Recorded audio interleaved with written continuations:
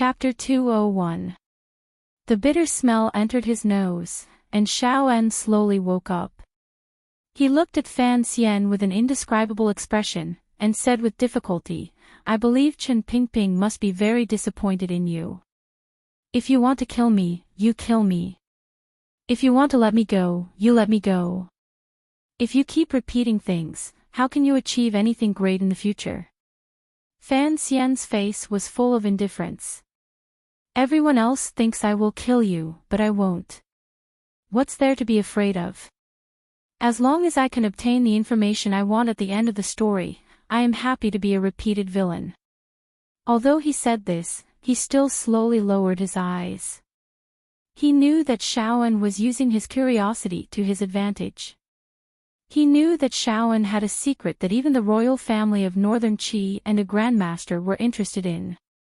If he were to kill Xiao-en, he would not be satisfied. His plan to kill Xiao-en had been ruined by an inexplicable secret, and by an inexplicable village girl. Fan Xian was not the least bit depressed. He had learned from a young age to endure and accept the disharmony between plans and changes. After a while, he suddenly smiled.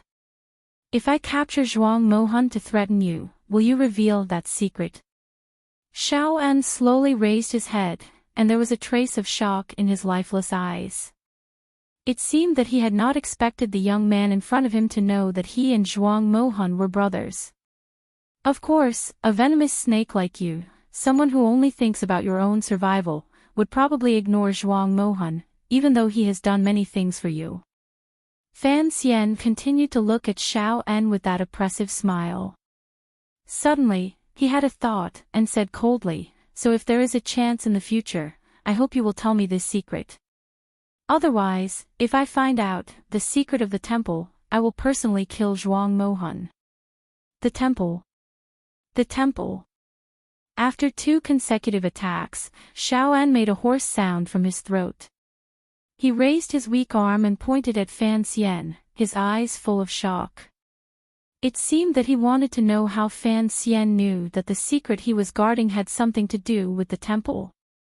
Fan Xian satisfied Xiao-en's curiosity, and said softly, "This deduction is based on my confidence in Chen Pingping. You say that Chen Pingping does not even know the secret you are guarding. That is simple. I believe that in all the world, the only thing Chen Pingping does not know is the matter of the temple. Since you have such a big secret, then I will protect you from being killed by Haitang." Fan Xian said with a hint of mockery. He could not help but think of his uncle with the black cloth. He thought that if Wu Zhu's memory were recovered, wouldn't going to the temple be like going home? This was just what he was thinking, but he still couldn't kill Xiao-en right now. One reason was that Haitang was nearby, and it would be difficult to use the surprise attack outside the town as an excuse. On the other hand, because of his mother, Fan Xian really wanted to know where the temple was. Furthermore, it seemed that the damned Uncle Wu Zhu would never be able to find his past. He spoke to the sinister Xiao-en. "Since you dared to run, he said. And said, and Fan. And Xiao Fan. Because he had, Fan, and Fan. Fan. And he, Fan." Fan Xian got back into the car. Facing the sinister Xiao-en, he calmly said, "Since you dared to escape, and I can't bear to kill you, I'll have to break your legs as the price. I am not Chen Pingping. Your so-called secret is not like chili peppers in my food. If you want to threaten me with suicide, go ahead. But you are too close to home. I don't think you have the courage to kill yourself." Saying this, he smiled and got out of the carriage. Xiao-en looked at the blood seeping from his broken legs. There was a faint worry in his eyes. He knew that this young man of the Overwatch Council would grow into a terrifying figure in the south. He looked at the camp under the midday sun. He thought about how his plan was far from perfect, and how it had produced an absurd result. Fortunately, while Shaoan was in a state of shock, with the help of the sleeping incense, Fan Xian was able to confirm that Shaoan's secret had something to do with the temple. Otherwise, he would have formed an irreconcilable enmity with the swordsman Haitang. This plan would not have been worth it. In the distance, the restless neighing of the horses could be heard from the Black Knight's camp. Fan Xian squinted and looked in that direction. He knew that the poison he had placed on the meadow was beginning to take effect. He waved his hand to summon a tiger guard and had him go to the Black Knights to pass on the order. If there are maras, then it will be easy. If that doesn't work, then get some clean water and wash them. The tiger guard took his orders and left. Fan Xian smiled and got into Sea Lily's carriage. He slumped back into the chair. Strangely, facing this woman, even though he knew that she was one of the masterminds who wanted to kill him last year, he still felt incomparably relaxed. It was as if the faint fragrance in the carriage had already become some kind of excellent medicine under the effect of habit. Sea Lily helped him take off his blood-stained clothes and carefully washed him with warm water. The towel slid across Fan Xian's naked and well-proportioned body. It was slightly hot. "Have you seen Haitang?" Fan Xian suddenly asked with his eyes closed. Sea Lily frowned. She seemed to be recalling her life in the northern Qi palace. Ku He's female disciple. Sea Lily suddenly understood. "You mean Duo?" Fan Xian frowned. "I met her today." He then told her what had happened and frowned. "I thought she would be like a fairy. Who would have thought that she was like a village girl?" The way she spoke and the way she put her hands on her hips, it was hard to tell that she was a powerful master. Duo is not an ordinary person. Sea Lily looked at him worriedly. She has been obsessed with martial arts since she was a child. As for poetry, calligraphy, and painting, she has no interest at all. Instead, she opened a vegetable garden in Ku He's courtyard. Every day, aside from practicing martial arts, she grows vegetables and flowers. Fan Xian was a little surprised. This kind of behavior was quite similar to that of King Jing. He guessed why Haitang would live such a life. The martial arts of Ku He's branch followed the path of harmony between man and nature. They paid particular attention to being close to nature. Since Haitang had a talent for cultivation, it was only natural that she would hide in the vegetable garden every day. It seemed that her village girl appearance was not a deliberate act. "Be careful. She's very powerful." Sea Lily teased Fan Xian. She used a dry towel to dry the water on his body. "I reckon that you almost didn't make it back today." That was indeed the situation at the time. But Fan Xian raised his eyebrows.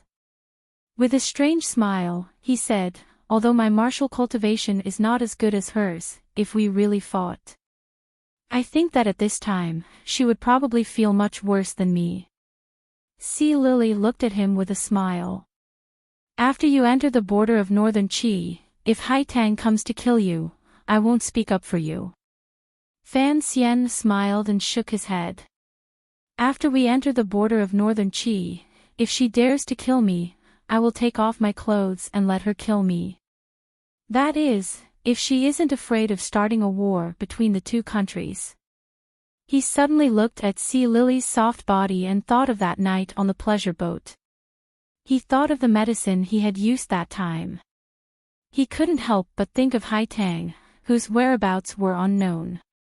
It was as if he could feel her dagger, which seemed to be one with heaven and earth, still around his neck. It was cold and threatening. He shivered, and Sea Lily thought he was cold. She quickly covered him with a shirt. Only Fan Xian knew that he was afraid. He was afraid of the dagger in Haitang's hand. Today, if the 7 tiger guards and the Black Knights had not arrived in time, he could have died at her hands. A superior 9th level ace was indeed not someone he could fight against. Yan Xiaoyi could shoot him off the city walls with one arrow. Although he had improved since then, he was still far from Haitang's level. The matter itself was strange. The bravery Fan Xian had displayed in the two battles in the span of one night and one morning was far beyond what he could accept. He was a person who would rather use assassination than use martial power to fight for his life. After a long time, Fan Xian sighed in his heart. Speechless, he asked the heavens, that damned Uncle Wu Zhu. Didn't he know to tell me that he wasn't following me? Give me the chest, give me the chest. In the distant reeds by the lake on the border of the country, a head suddenly appeared in the shallow, cold water. The lake water flowed down along the hair. Haitang, the brilliant disciple of a grandmaster, the Tianmai being worshipped by Northern Qi, revealed her naked upper body. A trace of anger appeared on her face. She had already forced out the poison for an hour. Unexpectedly, it had not been completely forced out. It was as if there was a ball of fire burning incessantly inside her body. Even the cold lake water could not dispel the glimmer of lust in her heart. Haitang bit her lower lip, and the tip of her nose twitched slightly. She finally understood what had happened. The hatred in her eyes flared, and she cursed in a low voice, "Shameless Fan Xian." Fan Xian had not used poison, but an aphrodisiac. A good aphrodisiac would not cause any harm to the human body. Haitang's use of jinqi to force out the poison had actually caused the drug to circulate faster in her body.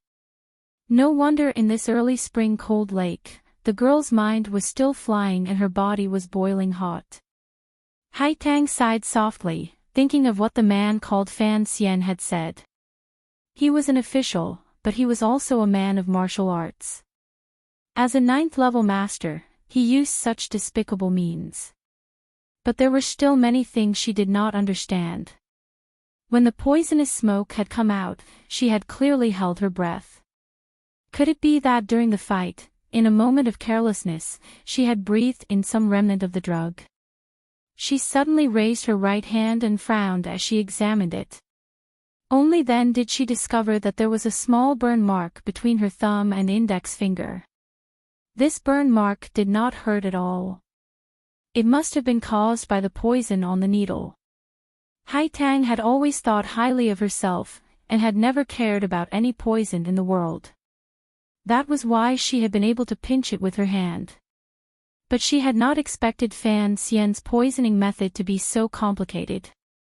First, he had used the poison on the needle to burn a small opening, and then let the medicinal mist touch her body and escape through this small opening. First, he had used the poison needle to burn her skin, and then he had used the aphrodisiac to confuse her mind.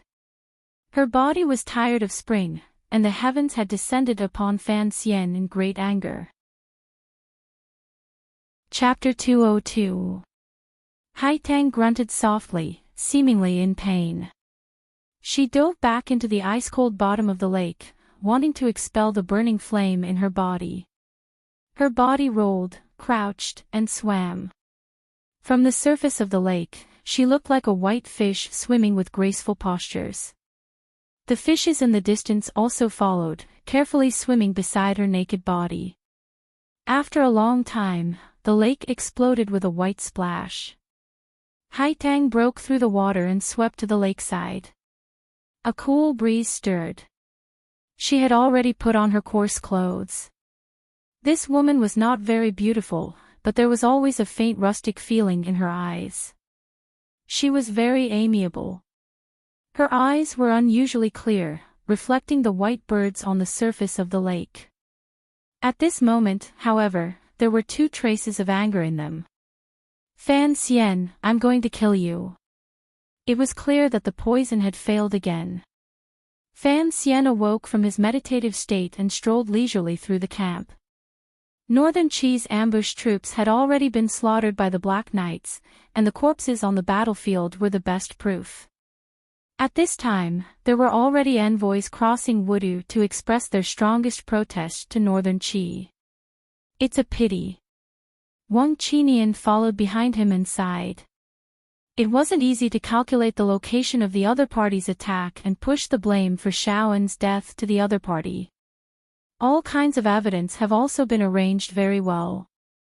Xiaoen's death was originally in the master's plan, but unexpectedly, that woman ruined everything.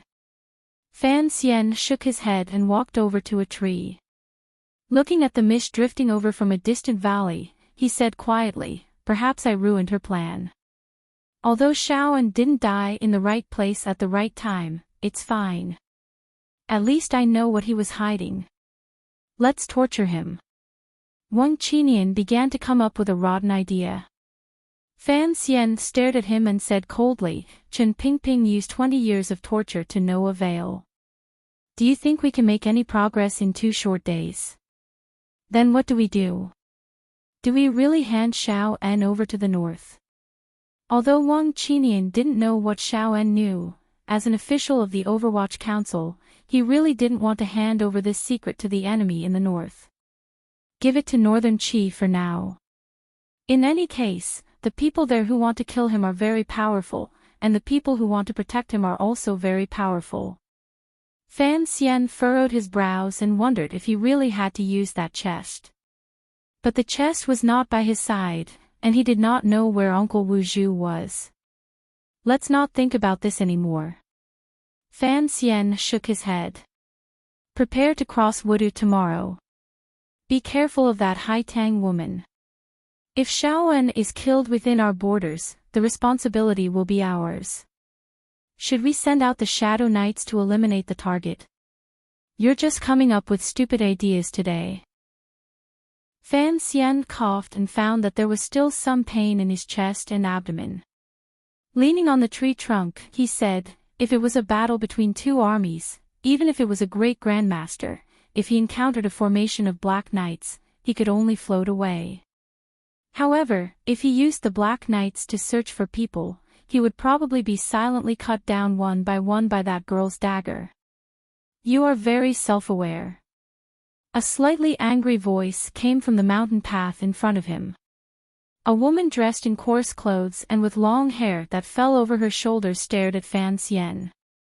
This place was about 30 meters away from the camp. The tiger guards, who had worked all night, had been ordered by Fan Xian to rest. Wang Qinian looked at Fan Xian and was shocked. He knew that this was the superior 9th level ace who had almost killed Commissioner Fan that morning, Haitang of Northern Qi. Fan Xian's expression was calm. He waved his hand and said, "Go back." Wang Qinian didn't say anything. He ran back to the camp with his head down, thinking that he had to quickly wake up Gouda and the other silent aces. The horses of the Black Knights were in heat today, and he didn't know what had befallen them. Fan Xian tilted his head slightly and looked at Haitang. "Aren't you afraid he'll call for help?" he asked quietly. "Aren't you afraid I'll immediately kill you? This isn't morning. I believe I can cut Master Fan down in 3 rounds. You can try, if the poison in your body is cleared." Fan Xian's tone was somewhat frivolous. Haitang bit her lip and looked at Fan Xian with clear eyes full of resentment. After a while, she spat out 2 words. "Shameless." Fan Xian gently licked his dry lips and narrowed his eyes at Haitang. With a face full of shamelessness, he quickly responded. "Thank you. Give me the antidote." "Why should I? If you don't give it to me, I'll kill you," Haitang said fiercely. Fan Xian's sharp eyes saw that there was some panic in the girl's eyes. "If you kill me, you'll be soaking in the North Sea every day." Fan Xian seemed somewhat unrestrained. The negotiations were in a mess. No one was willing to admit defeat, and no one was able to proceed to the next step of the exchange of benefits. The man and woman stared at each other like 2 children throwing a tantrum. They looked at each other under the tree on the mountain road, and it looked somewhat comical. "Did you kill Xiaoen?" Haitang suddenly changed the subject. Looking at him, she said, "If you are worried about my existence, I can pretend I don't know about it." I came south this time not to stop you from killing him. In fact, you and I have a common goal. Fan Xian shook his head. I really do want to kill Xiao An, but since you want to kill him, I have to keep him alive. Why? There is no reason. Fan Xian naturally wouldn't tell her. He also wanted to know the secret in Xiao An's heart. Hai Tang was furious. With a clang, she drew her sword. Today, the sword no longer had its natural gentleness. The sword's aura soared to the sky, and it accurately cut a tree that had sprouted without flowers. The corners of Fan Xian's eyes twitched. Although his face remained calm, deep in his heart he was shocked. If this village girl really wanted to kill him, he really wouldn't know what to do without the Black Knights and the Tiger Guards by his side. Suddenly, Haitang's eyebrows twitched. She walked towards the back of the mountain path and turned her head to Fan Xian. I don't like dealing with random people. Are you coming? Are you coming? What kind of invitation was this? Was it the abyss of death, or a sweet pile of sugar? Fan Xian smiled and clasped his hands behind his back. He followed her. As an official of the Overwatch Council, there was no other person who would act as willfully as he did.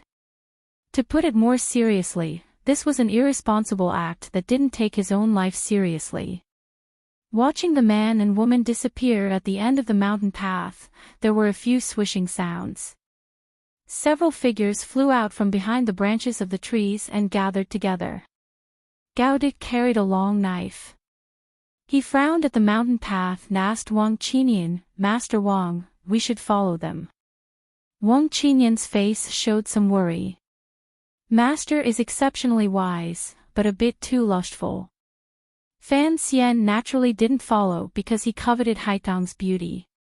He just knew that his following conversation with this woman couldn't fall into the ears of outsiders. Otherwise, Haitang would fly into a rage out of humiliation. She would no longer be threatened by him, and even if she had to die, she would kill him. I can detoxify this poison. Fan Xian looked calmly at the woman leaning against the tree. He looked at her damp flowery clothes. But I need a promise from you. I won't accept your threats. I'm not threatening you.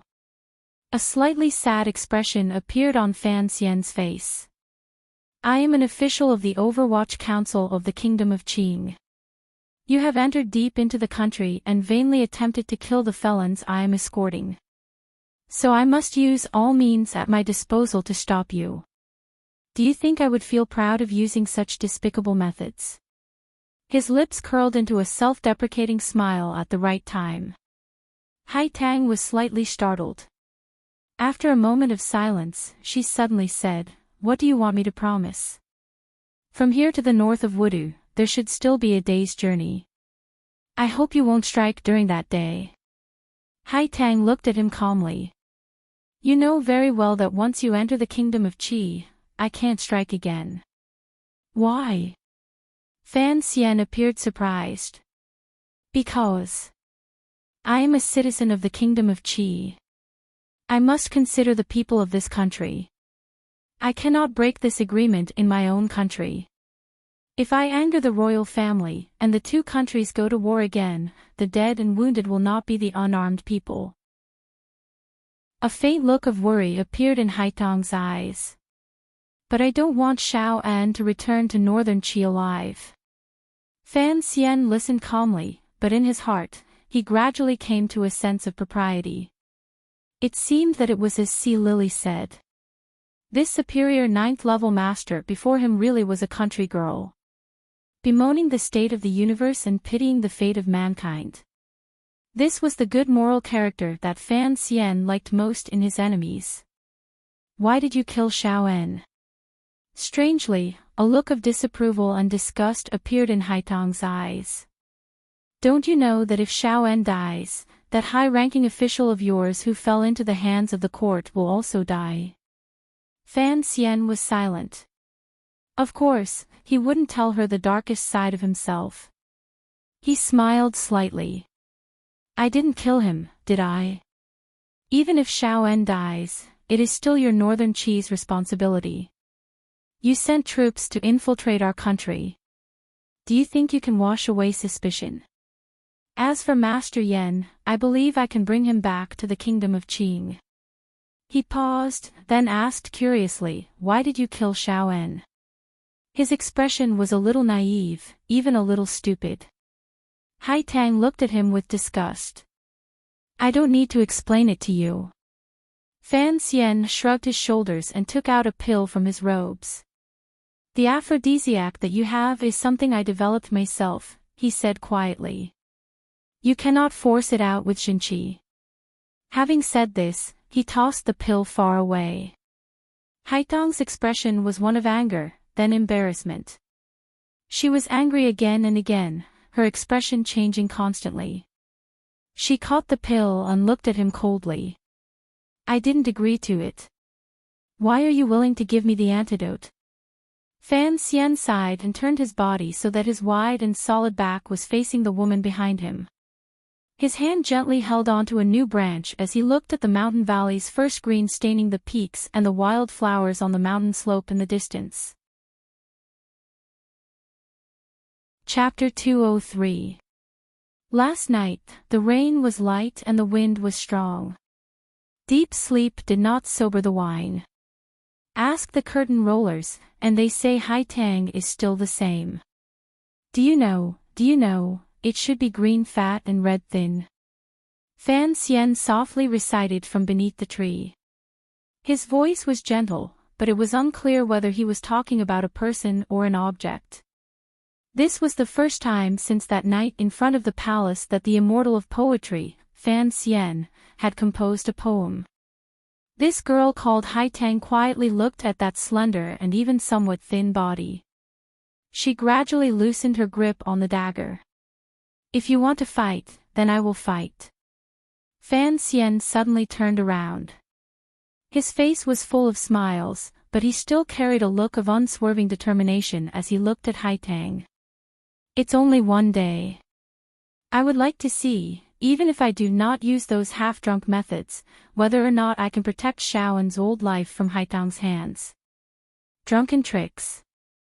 Of course it meant drunken spring. Hai Tang's expression was calm. It was impossible to tell what she was thinking. It seemed that she had not expected that after reciting that poem, Fan Xian would reveal the backbone and courage that a man should have. As a proud daughter of heaven, she had unexpectedly suffered such a setback at Fan Xian's hands. She had not expected that Fan Xian would have the courage to face her alone.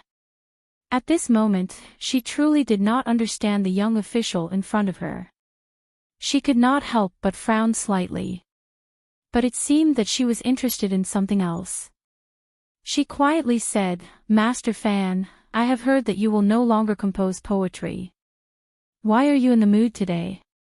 When I see the pine, I think of winter. When I see the chrysanthemum, I think of autumn. When I see the crabapple, I think of... Fan Xian swallowed the word spring just in time. He looked at Hai Tang with a smile. Poetry is at the end of the road. It is useless for the country and its people. I have some reputation for poetry in the kingdom of Qing, but I do not have the patience to recite these lines on Sundays. This poem was written by chance after a storm last year. Today, seeing the spirit in Hai Tang's frail appearance, I could not help but recite it.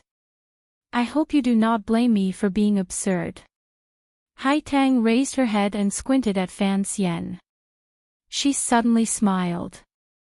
I don't care if you are putting on an act or trying to weaken my will. I just feel that what you said earlier was reasonable. You are an official of the kingdom of Qing, and it is your freedom to use whatever methods you want, so I will not hold a grudge against you. As for Master Fan's earlier poem, perhaps it was a good one, but I have never been an expert in this field, so naturally I do not understand its meaning. All I know is that the crabapple cannot be soaked in the rain. If the water accumulates in the pot, the roots will rot. Regardless of whether it is green or red, I fear it will become a pot of rotten fruit." Having said this, she turned and walked back. A few moments later, she had disappeared into the quiet mountain forest, leaving behind only a faint fragrance, a few bird cries, and an embarrassed Fan Xian. Why did Miss Hua leave? Fan Xian seemed to have lost something. He sighed. "I was going to tell you a story about a mushroom-picking girl." Haitang left with ease, and Fan Xian returned with ease. He patted his buttocks, clasped his hands behind his back, and slowly walked back along the moss-covered mountain road. After a few steps, he saw the 7 tiger guards on the other side of the road, who looked as if they were facing a great enemy. Wang Qinian led a group of Overwatch Council officials and hid in the grass, ready to attack at any moment. Seeing the commissioner return safely, everyone let out a collective sigh of relief. The Overwatch Council officials hiding in the grass also stood up, but their faces and bodies were covered in grass stains, which made them look very comical. "Master, is that it?" Wang Qinian frowned as he followed behind Fan Xian. "This Haitang is a 9th-level master according to our intelligence reports, and Northern Qi always says she is a Tianmai. No matter how you look at it, she seems quite ordinary and she did not make a move on you, master." "Make a move on me?" Fan Xian heard the vile meaning in Wang Qinian's words. "If she had made a move on me, would I be able to walk back so calmly?" He suddenly stopped and looked at Wang Qinian suspiciously. "You used to be an expert at tracking people, so your hearing must be good." "Yes, master." Wang Qinian did not know what he meant. "Then did you hear my conversation with her just now?" Fan Xian's face was full of smiles, but it was full of pressure. Wang Qinian did not dare to hide anything. "I heard some of it." "What did you hear?" Wang Qinian's face was full of worry. "I heard a wonderful poem from Master, and I also heard something about medicine." Fan Xian warned him. "Do not reveal it." If the news that he had used an aphrodisiac on Haitang was made public, he would certainly offend all the people of Northern Qi, and Haitang would probably be so ashamed that she would cover her face with a flower basket before she dared to go out on the streets. "Yes." Wang Qinian was full of admiration. "Master is indeed not an ordinary person. With just a few simple words, you were able to send such a terrifying master away." Fan Xian paid no attention to his flattery. He only sank into deep thought. Today's matter seemed simple, but he had actually put a lot of thought into it. First of all, he had always referred to himself as an official. He wanted to make Haitang aware that this was not just a fight on the Jianghu, so that she would not fly into a rage because of the aphrodisiac and forget many things that she should pay attention to. As for Li Qingzhao's dream order, Fan Xian had shamelessly prepared it while he was in the capital. Ever since Yan Ruohai had told him about a strange woman in the north called Haitang, Fan Xian had begun to prepare this kind of numbing method. He had even prepared a poem by Han Yu called "Lazy to Get Up." Last night it rained in the 3rd watch, a chill before dawn. Are the Haitang flowers there? I lay on my side and roll up the curtains. But this poem was more intimate than Li Qingzhao's, so he did not dare to use it today. Fan Xian smiled slightly. He had deliberately said that he had felt something because of Haitang's delicateness. Thinking about it, the aphrodisiac must have made the girl very happy. She had been the female disciple of a grandmaster since she was a child, and was worshipped by the foolish common people as a Tianmai. After she finished her apprenticeship, she was temporarily unrivaled. She was truly a heroine among women. But the more one was like this, the more one wanted to be seen by others as a weak character. A woman, even if she was a queen, was still a woman. Perhaps Fan Xian was not the most able person in the world to see through the minds of others, but he was certainly the man who understood the minds of women the best. Because in this world where men were superior to women, there was no man who was willing to use an equal attitude and a meticulous spirit to analyze what a woman wanted. Fan Xian was willing because he loved all women who were clean. That was why, although there were traces, he was still able to let the other party enjoy a few slaps on the buttocks. He took out the antidote that was identical to the one he had given Haitang from his bosom and swallowed it with a gurgle. "What medicine?" asked Wang Qinian curiously. Fan Xian tossed one to him. "Sixfold tangerine peel pill. It clears away internal heat. Take it often." There was no antidote for the aphrodisiac that Fan Xian had concocted. "Soak it in cold water and let it pass for a day." The aphrodisiac in Haitang's body was real, but the reason it had not been forced out was because of the reeds in Beihai Lake. Every spring, the cylindrical sheaths of those reeds would grow a kind of leaf-tongue hair.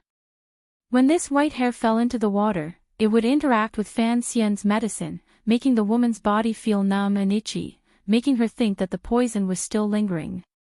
Because of this, Haitang had silently accepted Fan Xian's agreement to exchange the antidote for her safety.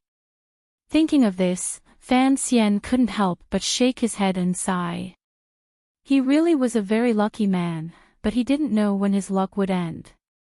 That day, the diplomatic mission stopped in the valley by the lake.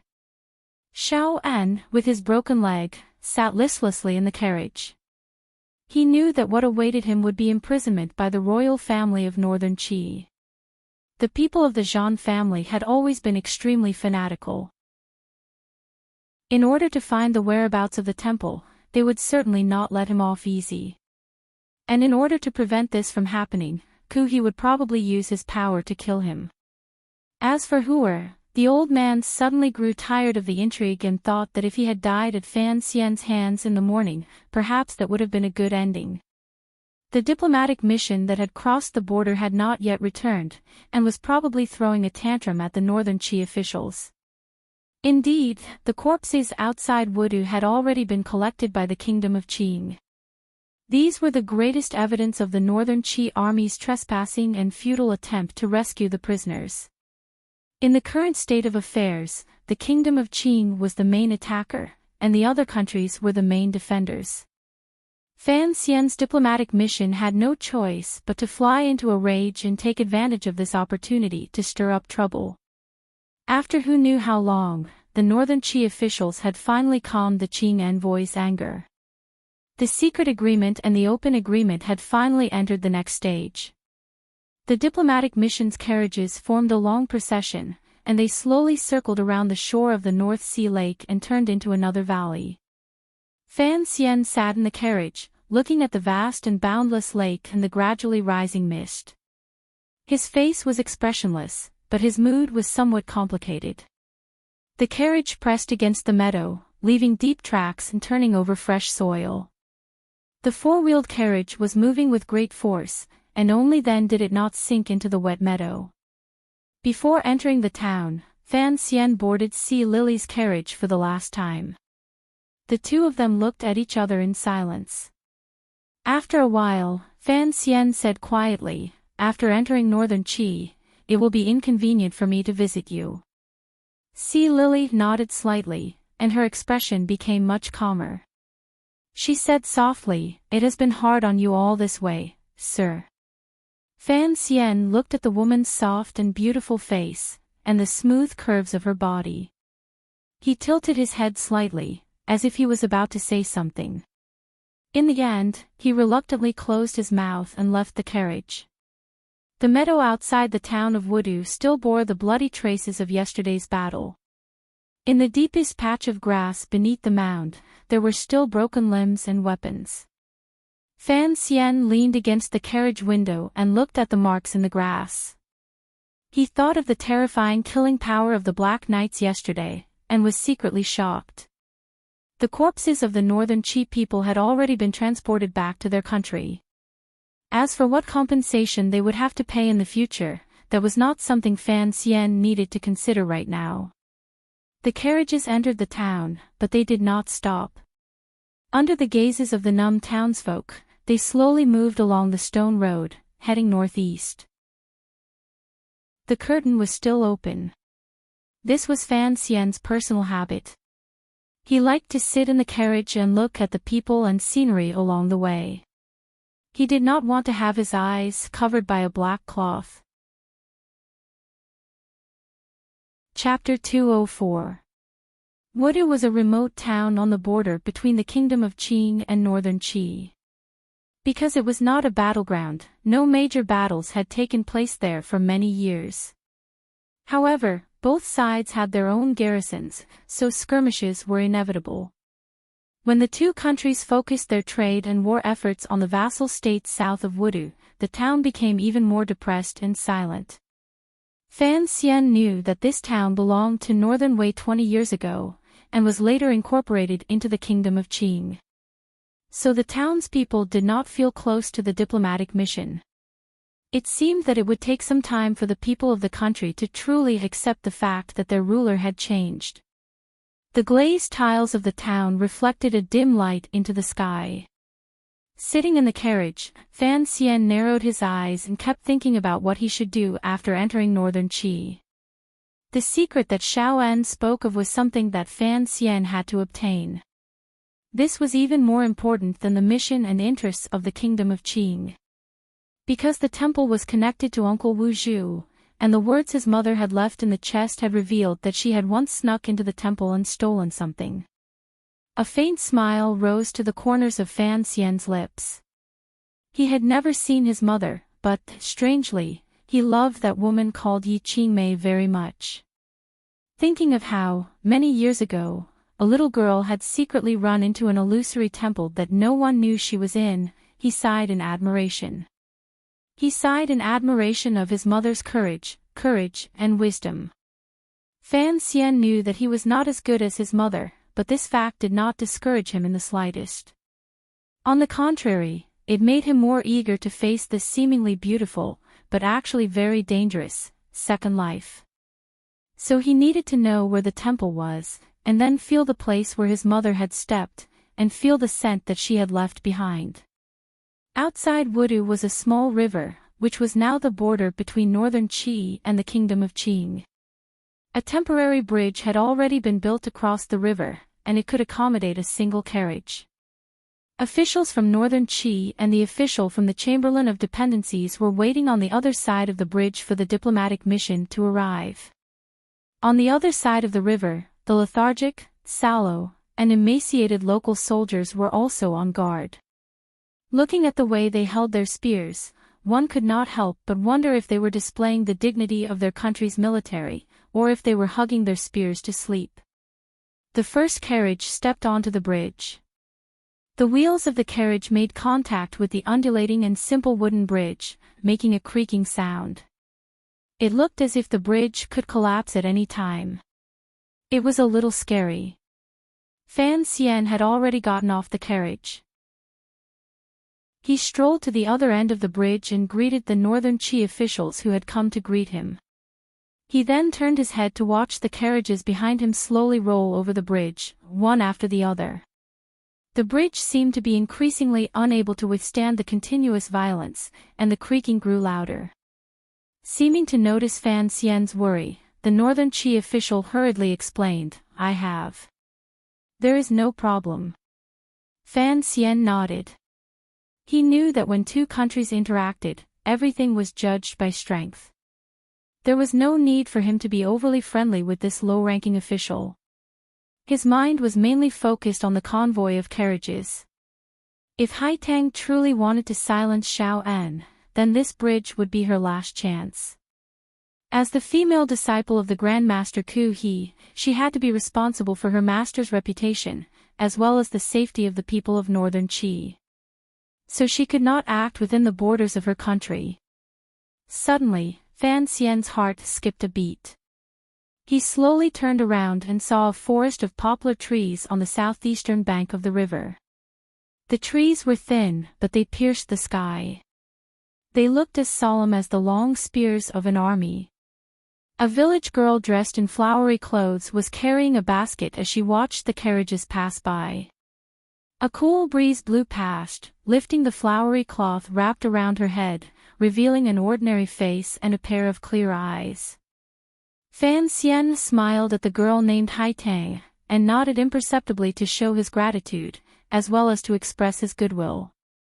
He knew that after going to Shangjing, Northern Qi, he would inevitably have to deal with her again, and Chen Pingping had told him to find a way to get close to Ku He. Hai Tang was different from what Fan Xian had imagined when he was in the capital. She was not as beautiful as Shi Feishuan, but she was more beautiful than Shi Feishuan. The former beauty referred to her appearance, while the latter referred to her temperament. Fan Xian had always believed that there were no fairies in the world. If there were, then they must be female ghosts in disguise. Although Hai Tang had come to assassinate Xiao An, and had once wanted to kill Fan Xian still admired her. On the one hand, he admired the girl's powerful and natural strength. On the other hand, when Hai Tang had pointed at Fan Xian's nose like a shrew on the meadow, her country girl vibe had really made Fan Xian like her. The carriage stopped beside Fan Xian. He lifted the curtain and entered, not looking at the riverbank again. Crossing the river and through the forest, the convoy of carriages arrived on the official road under the protection of the Northern Qi army. Fan Xian sniffed the air and looked at the green trees on the side of the road. He felt a little strange. Had he left the country? How come he didn't feel anything at all? The formation on the official road was rather frightening. To the left and right of the convoy were two groups. One group was made up entirely of women. There were young maids, nimble middle-aged servants, and old, gloomy nannies. The other group was made up of men, but they were even gloomier than the women. They wore embroidered robes and carried curved swords at their waists. Their bodies exuded a sinister aura. At least half of the people in the diplomatic mission were from the Overwatch Council of Qing. As soon as the convoy set out on the official road and saw the group of men with curved swords, a strong sense of hostility began to brew. Everyone's hands unconsciously touched the hilts of the straight swords at their waists. The Overwatch Council of Qing and the Brocade Guard of Northern Qi were the two most secretive and dangerous secret service organizations in the world. Over the past decade or so, the two sides had crossed swords countless times, both in the open and in the shadows. The battle between spies and counter-spies was always cruel and merciless. The hands of both sides had long since been stained with the blood of the other. Today, suddenly meeting on the official road, both sides began to smell the scent of the other, and their eyes began to turn red. The officials of Northern Qi hurriedly came forward to explain to Fan Xian. Fan Xian didn't mind. He waved his hand, telling his subordinates to relax a little. After all, today they had come for the sake of the friendship between the two countries separated by a strip of water. It was the 7 tiger guards behind him who kept their cool the whole time. They were indeed two neighboring countries separated by a strip of water, and the feeling was even more obvious as they passed through Wudu. Without waiting for a rest, Fan Xian immediately had his subordinates begin to arrange the handover ceremony. Wang Qinian was a little puzzled. Why don't we continue to hold Shaoan? Perhaps on the way to Shangjing, we can get some information out of him. He didn't know what secrets Shaoan held, but as Fan Xian's confidant, he naturally knew what Fan Xian wanted. Fan Xian shook his head and calmly said, "Forget it.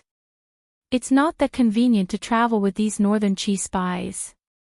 It's better to leave him to them, and we'll have less to worry about. If anything happens to Xiao An along the way, naturally Northern Qi will take responsibility. Would they dare not return Yan Bingyun to us?" Although he said this, Fan Xian still felt a little depressed. Once they entered Shangjing, Xiao An might not be able to keep his life under the pressure of Ku He's position. Even if Xiao An regained his power because of his relationship with Shang Shanhu, Fan Xian had no better way to pry open Xiao An's yellow, old, and tight-lipped mouth. The clanking of chains rang out, and Fan Xian watched coldly as the old man was helped out of the carriage. Both of Xiao An's legs were broken, so it was particularly difficult for him to get out of the carriage. His trousers at the knee gave off a faint, sweet smell of blood. Most of the brocade guards of Northern Qi were young men, and they had no idea what Xiao looked like. But from folklore and from the mouths of the older members of the guard station, they knew that the current Northern Qi secret service had been single-handedly built by this pitiful old man, who could not even stand. In other words, this white-haired old man could be considered the founder of their group. A strange atmosphere pervaded the scene of the handover. The brocade guards of Northern Qi didn't know how to treat Xiao. Should they treat him as a national hero? Or a remnant of the previous dynasty? Was he their ancestor, or was he a serious criminal that they had to watch out for in the future? After a moment of silence, the emotion that flowed through everyone's blood finally gained the upper hand. On the official road, the brocade guards dismounted in unison and half-knelt to the ground. They saluted the old man and said, "Greetings, Master Xiao." Following the loud salute, a valiant and familiar power seemed to return to Xiao's body. He looked at his disciples on the official road and narrowed his eyes.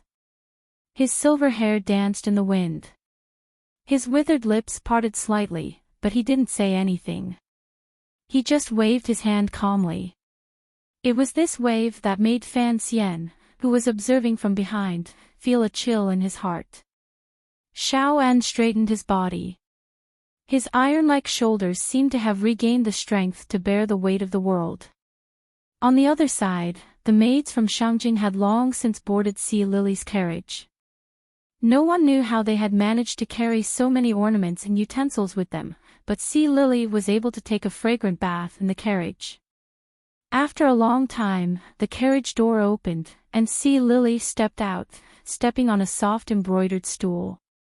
Everyone's eyes brightened, but Fan Xian's eyes dimmed for a moment, then returned to normal. A pair of slender, jade-like hands hung lightly outside the wide, light green sleeves. Her voluptuous curves were perfectly accentuated by her gorgeous clothes. Her black hair was lightly tied up, and she wore a simple ebony fork. Her red lips were a shade of vermilion, and her eyes were bright and clear. This was Sea Lily, the peerless beauty who had easily captured the heart of the emperor. Chapter 205. Wang Qinian glanced at Fan Xian, as if trying to find something strange on his face.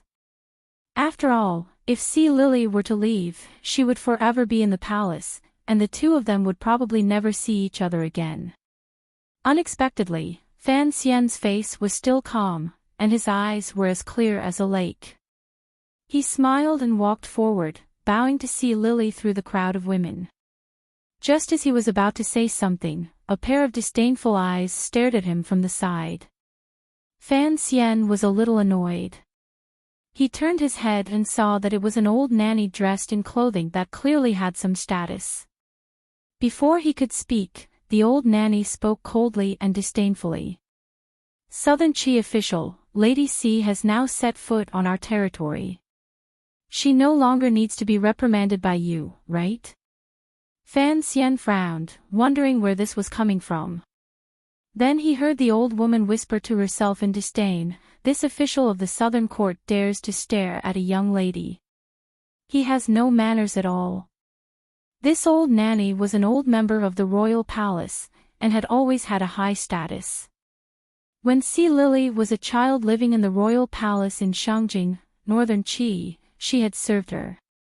This time, the Northern Qi emperor was heartbroken that Sea Lily had suffered in Qing, and was afraid that she had been wronged by Qing officials on the way here, so he had ordered the old nanny to come to the border and let Sea Lily recover.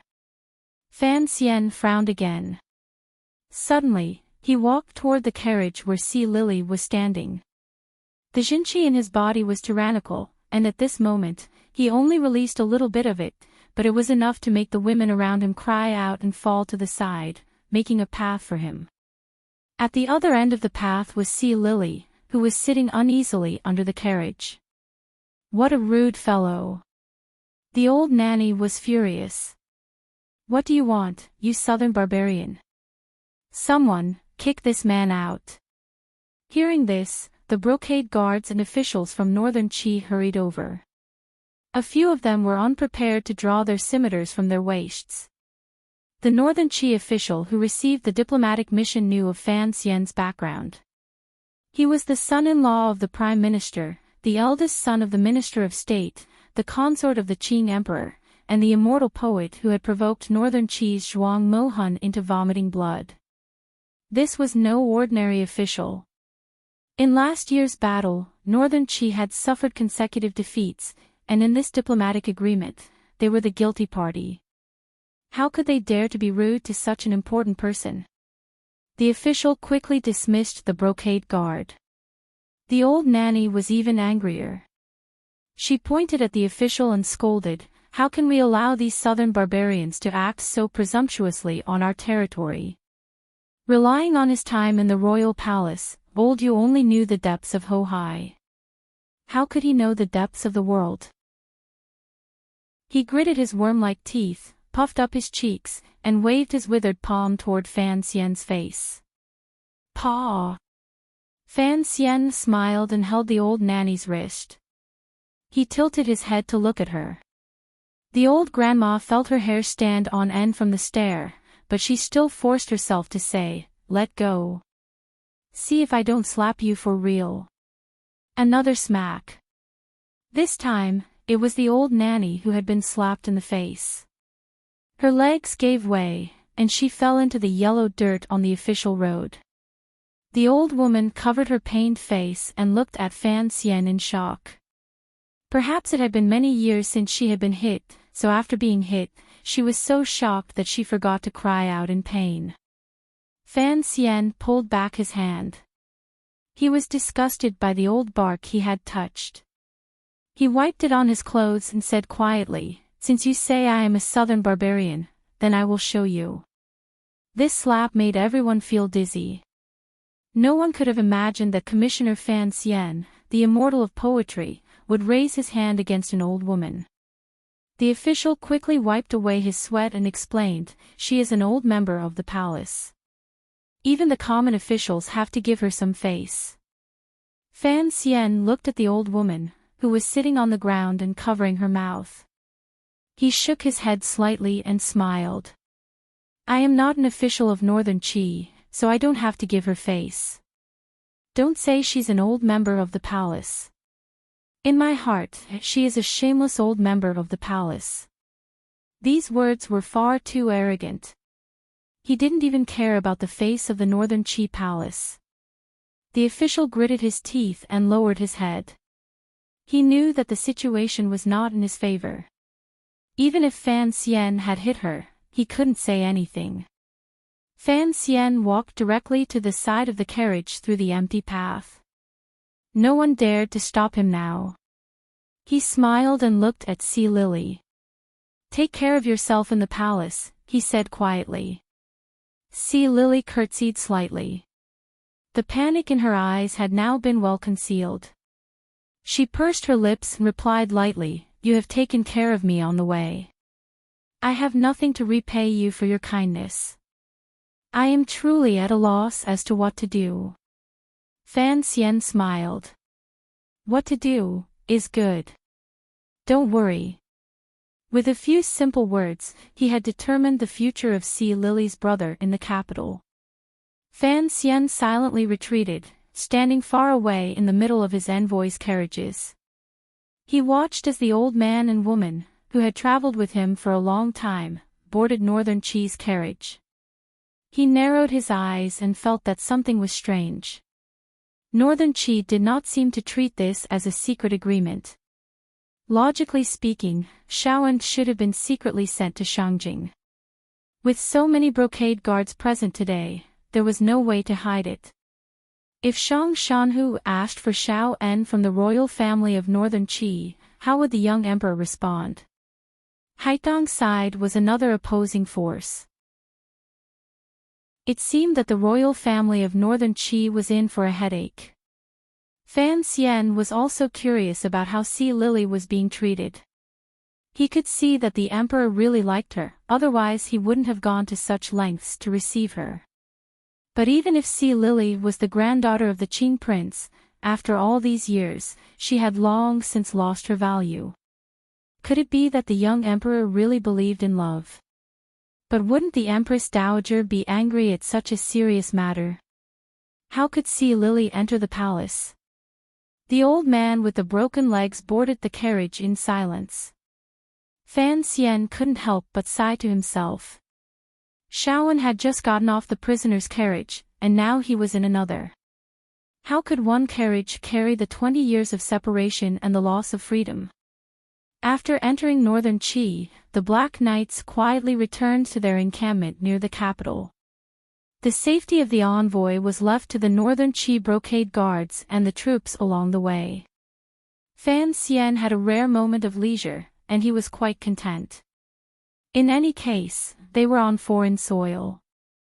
Even if they were given 800 times more courage, they wouldn't dare to do anything to the envoy. The trip was a pleasant one. Most of the people in the envoy were old people who had been to northern Qi. Even Wang Qinian had done business between the two countries for free. The only ones who seemed excited about going abroad were Fan Xian and the 7 Tiger Guards. Although the Tiger Guards, led by Gauda, still maintained the stern air that experts should maintain, one could tell from their incessant gazes that they were very interested in the foreign scenery. Fan Xian laughed. We've opened our eyes to the foreign world. But the scenery of northern Qi isn't much different from that of Qing. It's just that the trees are different. Even the temperature isn't cold. It's much warmer than the wasteland southwest of the Great Lake. Wang Qinian explained, although northern Qi is in the northeast, the weather is actually quite good. Gauda suddenly spoke in a low voice. Because he rarely spoke, Fan Xian was very interested. He said, the scenery of northern Qi is indeed good. My greatest wish in life is to follow His Majesty on his 4th northern expedition, to bring this territory under the jurisdiction of Qing, and to help His Majesty unify the world.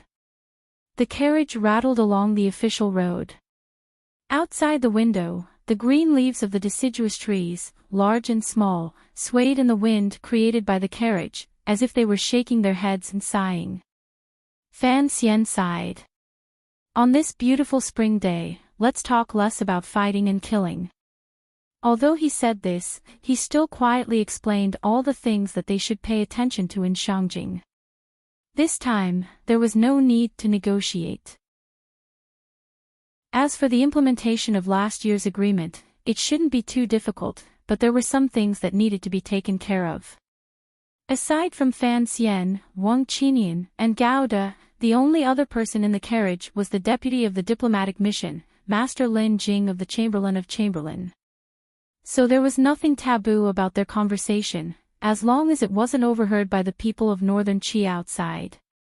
There was still a long way to go from Wudu to Shangjing. As the carriage traveled eastward day by day, Fan Xian's brows gradually furrowed.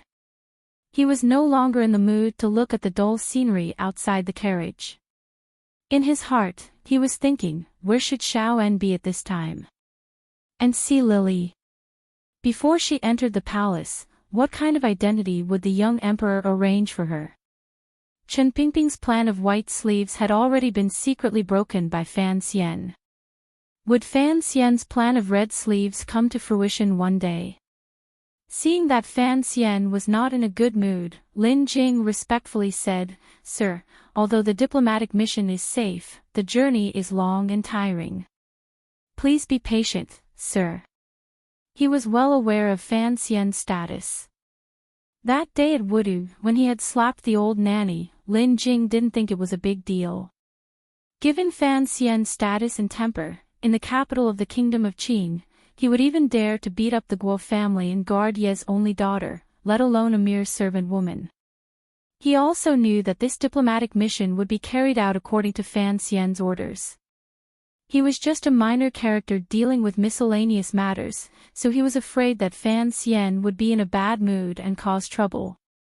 He hurriedly said, Shangjing is one of the most prosperous places in the world. The women there are more elegant than those on Lujing River in the capital. When the time comes, you should go and see. Chapter 206. Fan Xian smiled and shook his head, indicating that it wasn't because he couldn't bear the loneliness of the journey. He knew that ever since he often sat in Sea Lily's carriage, in the eyes of these people, he was probably inextricably linked to the word dissolute. After thinking for a moment, he suddenly opened his mouth and asked, "We've already walked for so many days. Furthermore, we've been traveling on official roads. Our speed is very fast. We should have already passed the distance from the border to Jingdo. Northern Qi's territory seems to be rather large." A strange silence fell over the carriage. After a long time, Ling Jing smiled and said, "Correct. Although the royal court seized a large piece of land from Northern Qi last year, in terms of territory and population, Northern Qi is still the largest country in the world. It's just that there's been constant internal strife, and the hearts of the people are divided. That's why they're no match for us." Fan Xian frowned slightly. If Northern Qi could really rise to power, then the country he grew up in might be in trouble. As he thought this, he heard Gaudit say in a low voice, "It seems that there's still a large territory waiting for us to conquer." Gauda was a man of few words. These past few days, after he was no longer in charge of escorting Xiaoan, he would often say a few short words, but they were extremely absurd and hilarious. Fan Xian couldn't help but laugh. The officials of the Kingdom of Qing, under the influence of 20 years of victory, had indeed developed a terrifying self-confidence. Wang Qinian, on the other hand, laughed bitterly. "I say, Sir Gao, don't take away my role as a sidekick." Along the way, the diplomatic mission stopped at various relay stations in Northern Qi. Very few of them stopped in the larger cities. Although the Qing diplomatic mission was somewhat displeased, seeing that the officials of the other side had carefully received them and served them attentively, they couldn't say anything. Everyone knew that Northern Qi had lost a great deal of face by this agreement. Naturally, they would be too embarrassed to let the people of the country see the southern diplomatic mission swagger through the cities. But along the way, they would always meet some ordinary people. One day, Fan Xian asked a question he had been curious about for a long time. "Why do the people of Northern Qi not seem to hate us? Why do they look at us with contempt and even pity? In the eyes of the people of Northern Qi, we are still southern barbarians, uncivilized objects." Ling Jing smiled. As for the war between the two countries, the royal family of Northern Qi has kept it a secret. Although the people of the north know that the Kingdom of Qing is extremely powerful, they still look down on us. Fan Xian shook his head and sighed. "If you cover yourself with a black cloth, just pretend that you're not afraid of the dark. After all, Northern Qi is the successor of Northern Wei. They always think of themselves as the rightful ruler of the world, and naturally look down on other countries." This was the truth. Although the Northern Wei Empire had been destroyed 20 years ago, it was still the most powerful country in the world. It had cast its shadow over all the smaller countries in the surroundings. The might of the barbarians still remained in the hearts of the people of the north. Thus, they had always thought that Northern Qi still retained its former glory and that they were still the people of the most powerful nation in the world. When they looked at other people, they would habitually lift their chin slightly and lower their gaze slightly, boasting, pitying, and respecting themselves. People were willing to live in the past. Of course, the officials of Northern Qi knew that the world had changed a long time ago. This could be seen from the way they treated the Qing envoys. There's one more important point. Ling Jing continued his analysis calmly. Northern Qi inherited most of Northern Wei's territory and officials, so all the scholars of the world regard Northern Qi as the rightful ruler. The path of literature lies in Northern Qi. This is not wrong. Every year during the spring examinations, Northern Qi's examinations are much more lively than ours. Not only do the scholars of Northern Qi gather in Shangjing, but even the scholars of Dongyi travel thousands of miles to Shangjing. Wang Qinian interrupted. That's right. Even many of the scholars of the kingdom of Qing went to Shangjing to take part in the examinations a few years ago. Preposterous. Fan Xian laughed.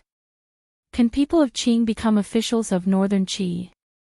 Ling Jing smiled bitterly. Of course not. But it seems that the people of the world recognize this.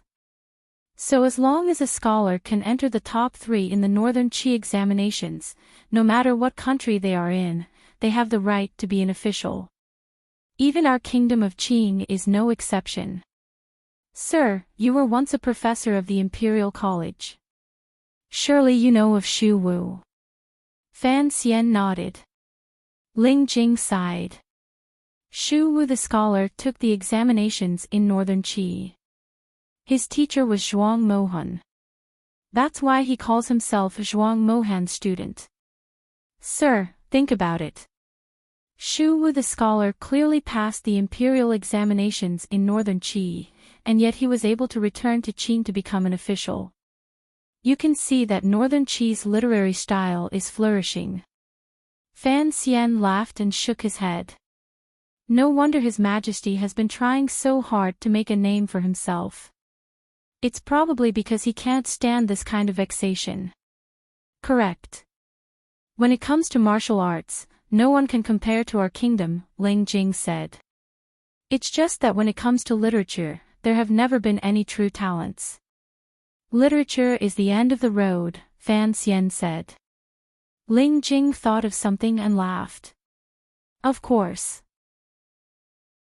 Sir Commissioner, you appeared out of nowhere and provoked northern Qi's Zhuang Mohan into vomiting blood. After that, I'm sure no one would dare say anything to our kingdom of Qing. Wang Qinian repeatedly said yes, and Gao De also nodded. Although Fan Xian's rise in the capital did not necessarily make all the powers feel comfortable, on the level of the outside world, to be able to have another talent outside of the battlefield who could suppress northern Qi's arrogance was presumably a situation that all the people of Qing wanted to see. This kind of boring journey without the company of beautiful women was boring. Fan Xian hoped it would end sooner. However, the long road seemed to have no end. The carriage's 4 wheels stirred up yellow dust, rising up on the wide road like a yellow dragon. However, it was firmly bound in the middle of the road by the 2 rows of trees on the side of the road, unable to leap out. It looked like it was pitifully struggling, twisting incessantly. The leaves of the trees that blocked the dust on both sides of the road varied in size, but overall, compared to the leaves of the kingdom of Qing, they were much wider. The trunks were thick, and there were trees every few feet. Fan Xian stuck his head out of the carriage window and squinted. Facing the wind, he watched the trees flash past his eyes. For some reason, he thought of that world that he hadn't thought of in a long time. He still remembered many years ago, when he was on the train to Beijing, passing through Hebei. At that time, on both sides of the tracks, there were trees like this, and they were thrown backward in this boring manner. There was no dust at the window because Fan Xian, as the envoy, was sitting in the first carriage. Naturally, the ones who ate the dust were his pitiful subordinates and northern Qi's reception officials. Without any warning, a black shadow appeared at the end of the road. It abruptly piled up on top of the gradually tapering line of trees. It looked somewhat frightening. Fan Xian thought it was a dark cloud and couldn't help but smile. Although he wasn't going to call for everyone to collect their clothes like he had done on the rooftop in Danzhou, he was going to remind the driver to put on a raincoat. The carriage gradually moved forward. Everyone finally saw the dark shadow clearly. At this moment, the clouds suddenly parted, as if to welcome guests from afar. They cast down the warm light of the spring sun, shining on the shadow. So, it was an enormous city. This city was even taller and more majestic than the capital of the kingdom of Qing. It was built with large pieces of limestone, and its 30-foot tall walls were slightly slanted. But it still gave everyone who had come from afar an indescribable sense of oppression, as if the walls could crush them at any moment. There were still buildings with double eaves on the walls, perhaps used as corner towers. Soldiers were walking back and forth on the high walls, patrolling. A solemn and majestic feeling emanated from this huge city wall. The area in front of the city gate had long been cleared. There were no idle commoners lingering there. The relevant officials of northern Qi were waiting in the square for the arrival of the Qing diplomatic mission. On the official road, the carriage gradually slowed. Fan Xian narrowed his eyes and pulled his head back from the window.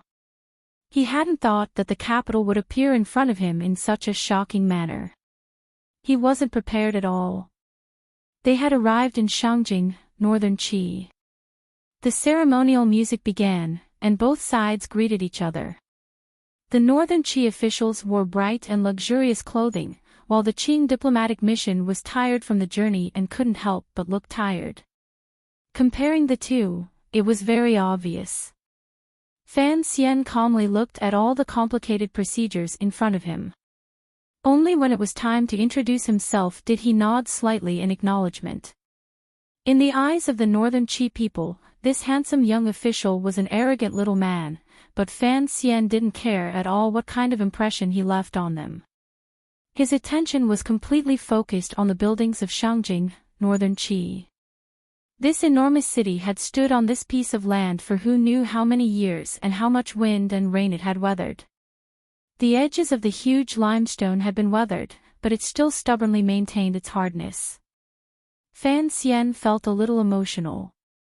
His emotion was different from that of other travelers. He only felt that after coming to this world 17 or 18 years ago, he could finally touch upon the history of this world, even if it was only a remnant of history.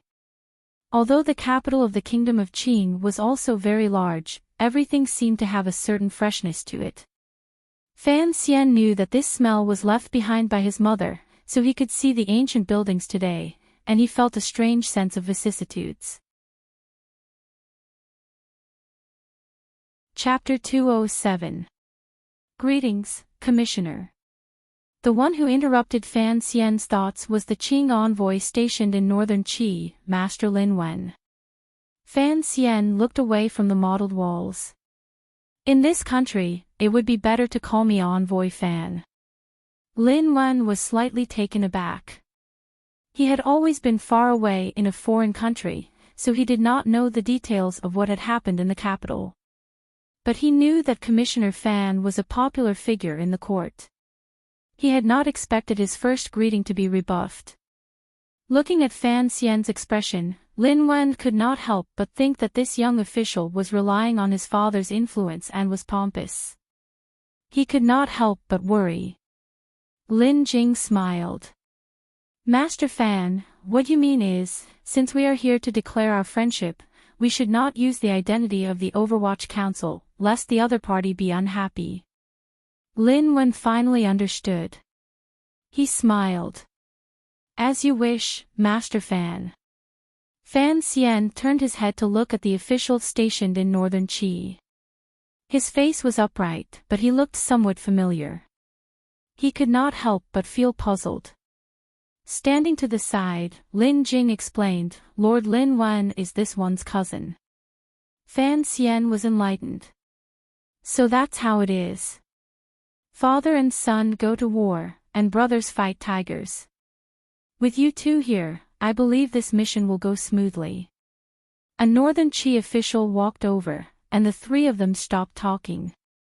They turned to study the marks on the walls of Shangjing and the routes the ants had taken. It was not until the official walked behind them that Lin Wen suddenly noticed him. Brother Wei Hua, you came today? He asked with surprise. Fan Xian turned and looked at the official named Wei Hua. He smiled. It was not convenient for him to say anything. Wei Hua cupped his hands in greeting. He seemed to be quite familiar with Lin Wen. If it were not for receiving your envoy, I'm afraid I would still be enjoying myself in Lixiang courtyard. Fan Xian was delighted. It seemed that this person was just like Li Hongqing. They both had the same taste. Lin Wen hurriedly introduced him to Fan Xian. This is Master Wei Hua, the junior minister of Honglu Temple. He then introduced Wei Hua. And this is... Unexpectedly, Wei Hua waved his hand with a faint smile. Master Fan is famous throughout the world. There is no need for Brother Lin to introduce him. Fan Xian was slightly taken aback. He cupped his hands. I do not deserve this title. Master Fan is too modest. Wei Hua's features could be considered delicate, but there was a sense of unruliness in his eyes. He didn't look like an official, but more like an arrogant scholar. A dignified immortal of poetry, unexpectedly became the commissioner of the Overwatch Council. Next year, I'm afraid he'll be in charge of the palace treasury of the Southern Court. Before he left for the diplomatic mission, he exposed the scandal of the spring examination, and the heads of 17 officials fell to the ground. But Master Fan, you've transferred to Northern Qi. He laughed and said, I wonder what the emperor of your country is thinking. For someone as important as Sir Fan, it is only natural that he should be kept in the capital. How could he be sent to suffer in the kingdom of Qi? What if we meet with a cold on the way? What should we do? Fan Xian heard the faint threat in his words but did not care. He smiled and said, how could I be so weak? Wei Hua noticed that this talented young official seemed to be very interested in Shangjing's walls. He couldn't help but proudly say, this city has been built for 300 years, and has never been attacked by an enemy. Does Master Fan think it is very grand? How does it compare to the capital of Qing? Fan Xian smiled and said, of course it is grand, but it seems a bit old. It seems that your country needs to find a time to repair it. As the two men spoke, they secretly mocked each other. Everyone was silent. After a while, Wei Hua said quietly, Master Fan, you have come from afar. Naturally, I must play host. After the official business is done, I hope you will do me the honor. Fan Xian looked at him and wondered why there was always a hint of enmity in his words, but this enmity did not reach the level of hatred. He couldn't help but be curious. He had never met this person before, so how had he offended him?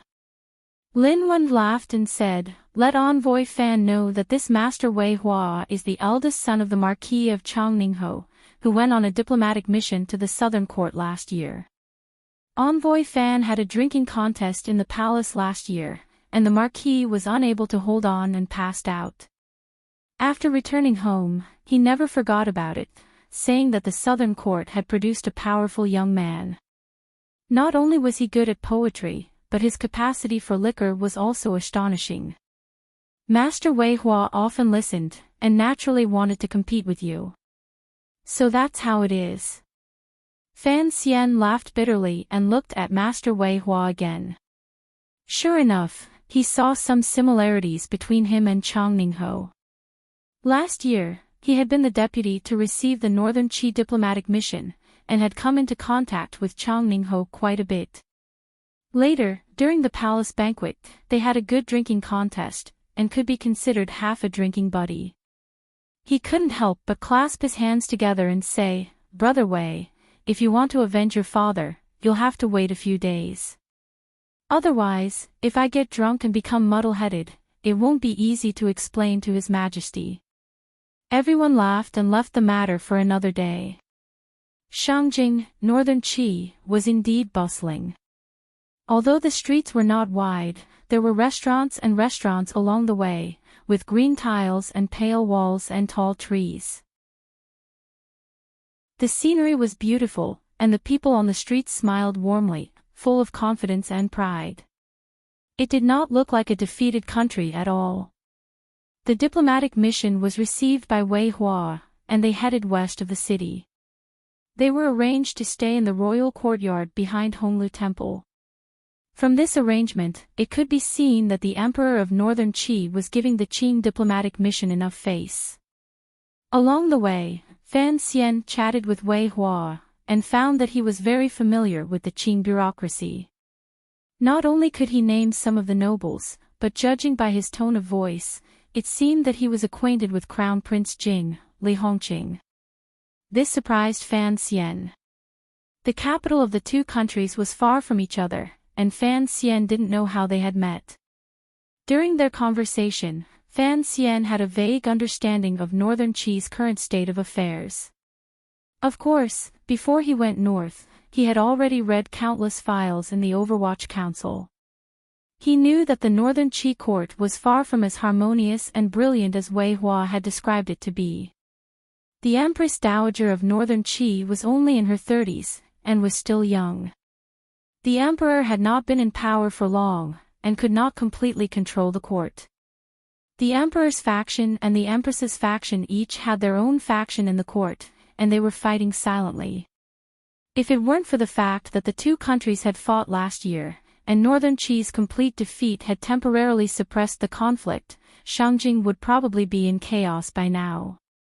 And Shang Shanhu was originally a great general in the north, and it was for this reason that he had been transferred back to Shangjing. Fan Xian pretended to ask casually, "I hear that General Shang Shanhu is a great hero. Brother Wei, when are you free to take me to pay him a visit?" Wei Hua was surprised. "Master Fan, you are interested in General Shang Shanhu. Although I am not a weak scholar, I have always admired heroes who resisted the barbarians." Fan Xian smiled warmly. Wei Hua's expression changed. It seemed that he did not want to talk about Shang Shanhu. Fan Xian saw his expression and didn't say anything more. He smiled slightly. When the diplomatic mission arrived at the courtyard, there were people responsible for arranging their accommodations. After a while, everything was finally arranged. As the vice minister of the office of the Grand Herald, Wei Hua naturally had to arrange dinner. At the banquet, he tested Fan Xian's tolerance for alcohol, and found that this young official drank wine like it was water. He was a perfect example of the true meaning of the word drink. He couldn't help but be shocked, and immediately gave up on the idea of drinking to avenge his father. The banquet dispersed, and the only people left in the courtyard were the diplomatic mission's own people. The guards of Northern Qi were very courteous and only stood guard outside the gate, leaving all matters of the inner courtyard to the diplomatic mission to handle. There were only 5 people in the room: Fan Xian, the 2 brothers Lin Wen and Lin Jing, Gao De, and Wang Qinian. Fan Xian closed his eyes for a long time, making sure that no one was eavesdropping. Then he said quietly, "We are in the heart of an enemy country. Be careful what you say and do." The 2 brothers, Lin Wen and Lin Jing, were indeed rather quiet. They nodded slightly in agreement, but seeing that Wang Qinian and Gao De seemed to be Fan Xian's confidants, they probably did not know much about the current situation in Northern Qi. Lin Wen thought for a moment, then slowly opened his mouth to report the recent situation in Shangjing to Fan Xian. "Shang Shanhu has an idle post." Fan Xian frowned. This was completely different from what he had expected. The Overwatch Council had originally thought that Northern Qi's most capable general, since he had been transferred south from the snowy wastelands, must have been to deal with Qing's aggressive attacks. How did he become an idle post? Great General Huayuan. Although his name sounds good, he is in the capital, and he only has 100 private soldiers. In the capital, there is the Shangjing garrison, the 3 commanders, and the general of the cavalry. Great General Huayuan has an extra word, and his position is respected, but he has no soldiers in his hands. Even if Shang Shanhu has the bravery of the world, he can only obediently sit on the floor, holding the concubine and sighing.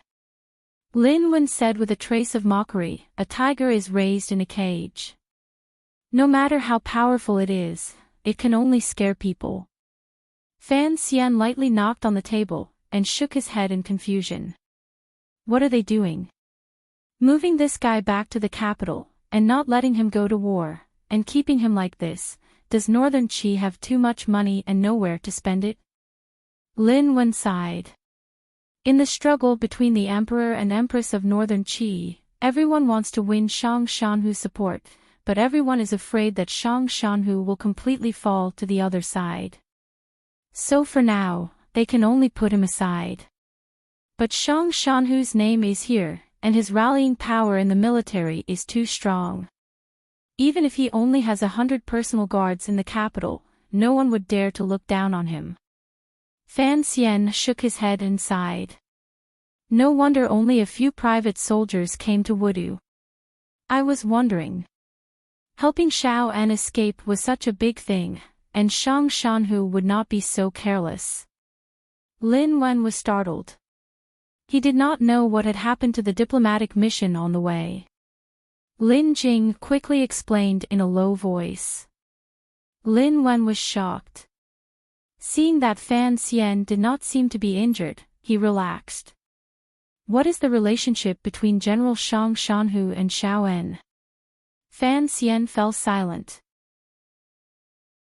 After a while, he said quietly, if the council's judgment is correct, Shang Shanhu should be an orphan that Xiao En adopted. Chapter 208. An adopted orphan. Everyone was shocked. Fan Xian replied calmly, but it was a long time ago. After Xiao En was captured, Northern Wei was destroyed, and the world was thrown into chaos. It was then that Shang Shanhu emerged. The Overwatch Council had other evidence, or else they wouldn't have come to this conclusion. But Fan Xian's mission to the north was to confirm Shang Shanhu's master. No wonder Shang Shanhu was in such a hurry to rescue Xiao En. This is a big problem for the Northern Qi court. Fan Xian stopped abruptly and frowned. Haitang wanted Xiao En dead, the emperor wanted to force Xiao En to reveal the location of the temple, and Shang Shanhu simply wanted the old man to have a happy old age.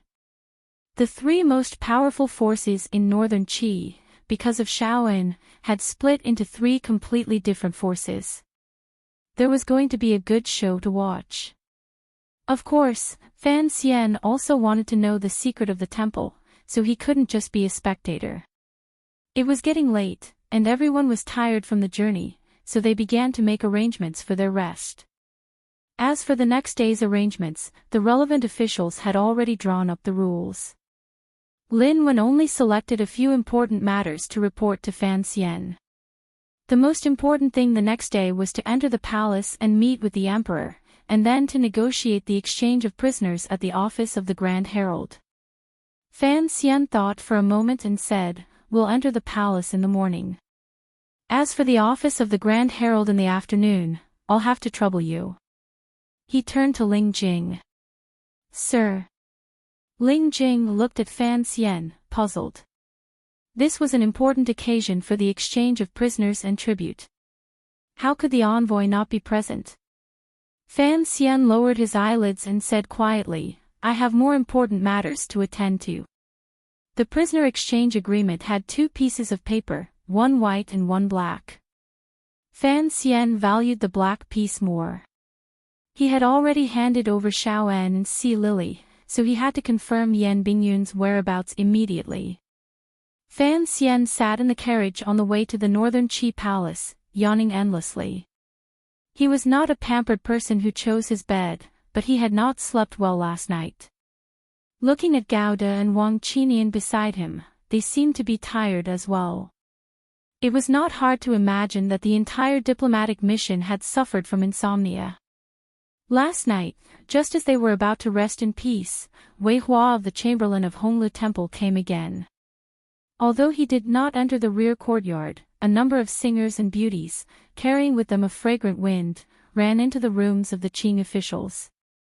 For a moment, everyone cried out in alarm. How could Fan Xian have known that Northern Qi had such a custom? He was shocked. Although the girl kneeling at the foot of the bed was beautiful, and her large, watery eyes were extremely alluring, Fan Xian could not bring himself to do something so absurd on his first day in Shangjing. He had no choice but to ask her to leave. Naturally, not many people were able to sleep well after the commotion. However, a songstress entered Ling Jing's room and didn't come out. During breakfast, Fan Xian noticed that Ling Jing didn't look too good. Ling Jing was a little surprised and explained with a smile. Even when the Northern Qi diplomatic mission went to the capital, the Chamberlain of Honglu Temple had arranged it this way. Fan Xian wiped the corners of his eyes and found that they were a little sticky. He then looked at Wei Hua, who was 100 times more energetic than before, and couldn't help but curse in his heart. He guessed that Wei Hua was probably doing this on purpose. Going on a diplomatic mission was actually similar to going on a business trip in his previous life. This was what Fan Xian thought. The carriage moved very steadily. He greedily opened the window and looked at the scenery on the street. It was not easy to come to Shangjing in Northern Qi. He hadn't even caught a glimpse of the street, and now he was going to the palace to kowtow. It really was not a good feeling. Getting off the carriage and entering the palace, he put on a smile and gently rubbed his hands together. Stepping into the deep doorway, he suddenly saw a bright light. In the light were layers of eaves and tens of thousands of palaces. Most of the buildings in the palace were black. Amidst the solemnity, there was a hint of freshness and antiquity. Fan Xian paused and looked at the palace in front of him. It was like when he had first arrived in Shangjing, and he was a little absent-minded. The palace of Northern Qi was very different from that of the kingdom of Qing. It did not triumph in its vastness. Instead, it was layered, beautiful, and tranquil. It was as if every jet-black pillar was telling the story of what had happened in the palace, and every long wooden corridor was telling visitors how many great figures of ancient times had walked lightly through it. The diplomatic mission fell silent. Because the 7 tiger guards were carrying long knives, they naturally could not enter the palace, so they stayed outside. Beside Fan Xian, other than Lin Wen, Ling Jing, and Wang Qinian, were the necessary officials of the Ministry of Rites. After walking for some time, passing through long corridors and flowing water, they gradually ascended and finally arrived at the main hall of the Northern Qi Palace.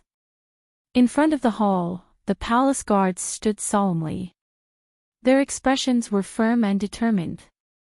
At a glance, one could tell that they were at least 7th-level masters. Outside the heavy wooden doors, the head eunuch was waiting, his body hunched. Everyone walked quietly to the front of the hall. The head eunuch opened his eyes and looked weakly at the southern barbarians. With a shake of the horsetail whisk in his hand, he shouted in a croaky voice, "The envoy of Qing has arrived."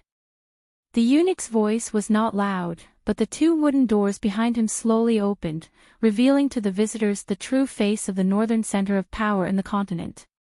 The main hall of the Northern Qi Palace was extremely spacious, and the space inside was enormous. The space between the eaves was made of extremely expensive glass, so sunlight shone into the hall without any cover. It blew away the usual gloomy smell of the palace, leaving it bright and cool. The 2 sides of the palace were supported by columns made of an unknown material. The top of the columns was painted black and decorated with golden patterns. On each column was a picture of a coiled dragon soaring into the clouds. It looked extremely exquisite. Behind the columns were layers of gauze, and behind them were faint figures. It was unclear whether they were palace maids or eunuchs.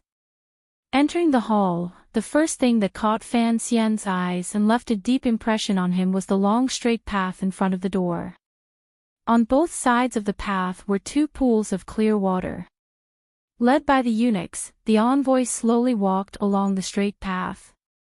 The Qing officials who entered the palace for the first time were just as shocked as Fan Xian.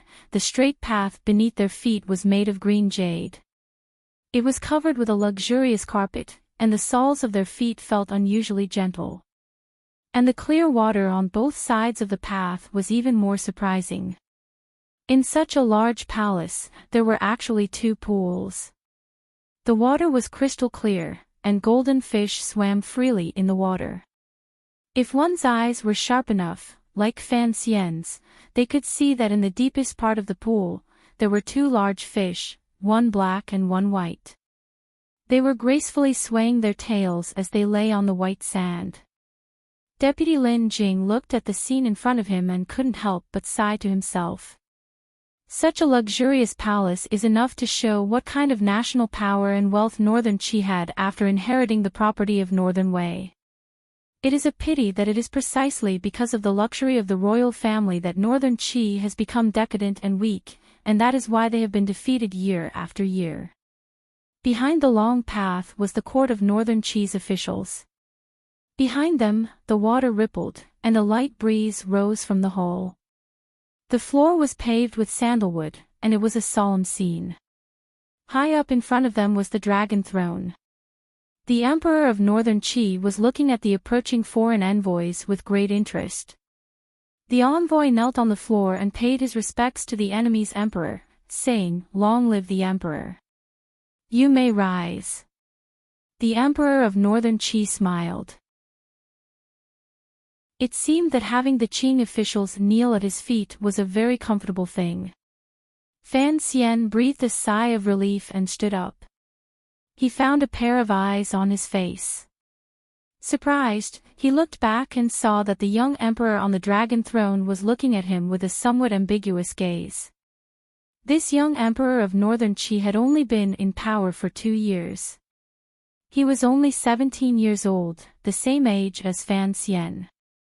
His teacher in literature was the second son of Zhuang Mohan, and his teacher in martial arts was the eldest disciple of imperial advisor Ku He. As a result, he was neither accomplished in literature nor martial arts. This man was not interested in women. Similar to the Emperor of Qing, he was somewhat playful. He respected, feared, and angered the Empress Dowager, and rewarded his officials more than he punished them. This young emperor seemed to believe in such things as love. This was the first information that came to Fan Xian's mind when he saw the somewhat childish face of the emperor. But he immediately realized that he had been rude.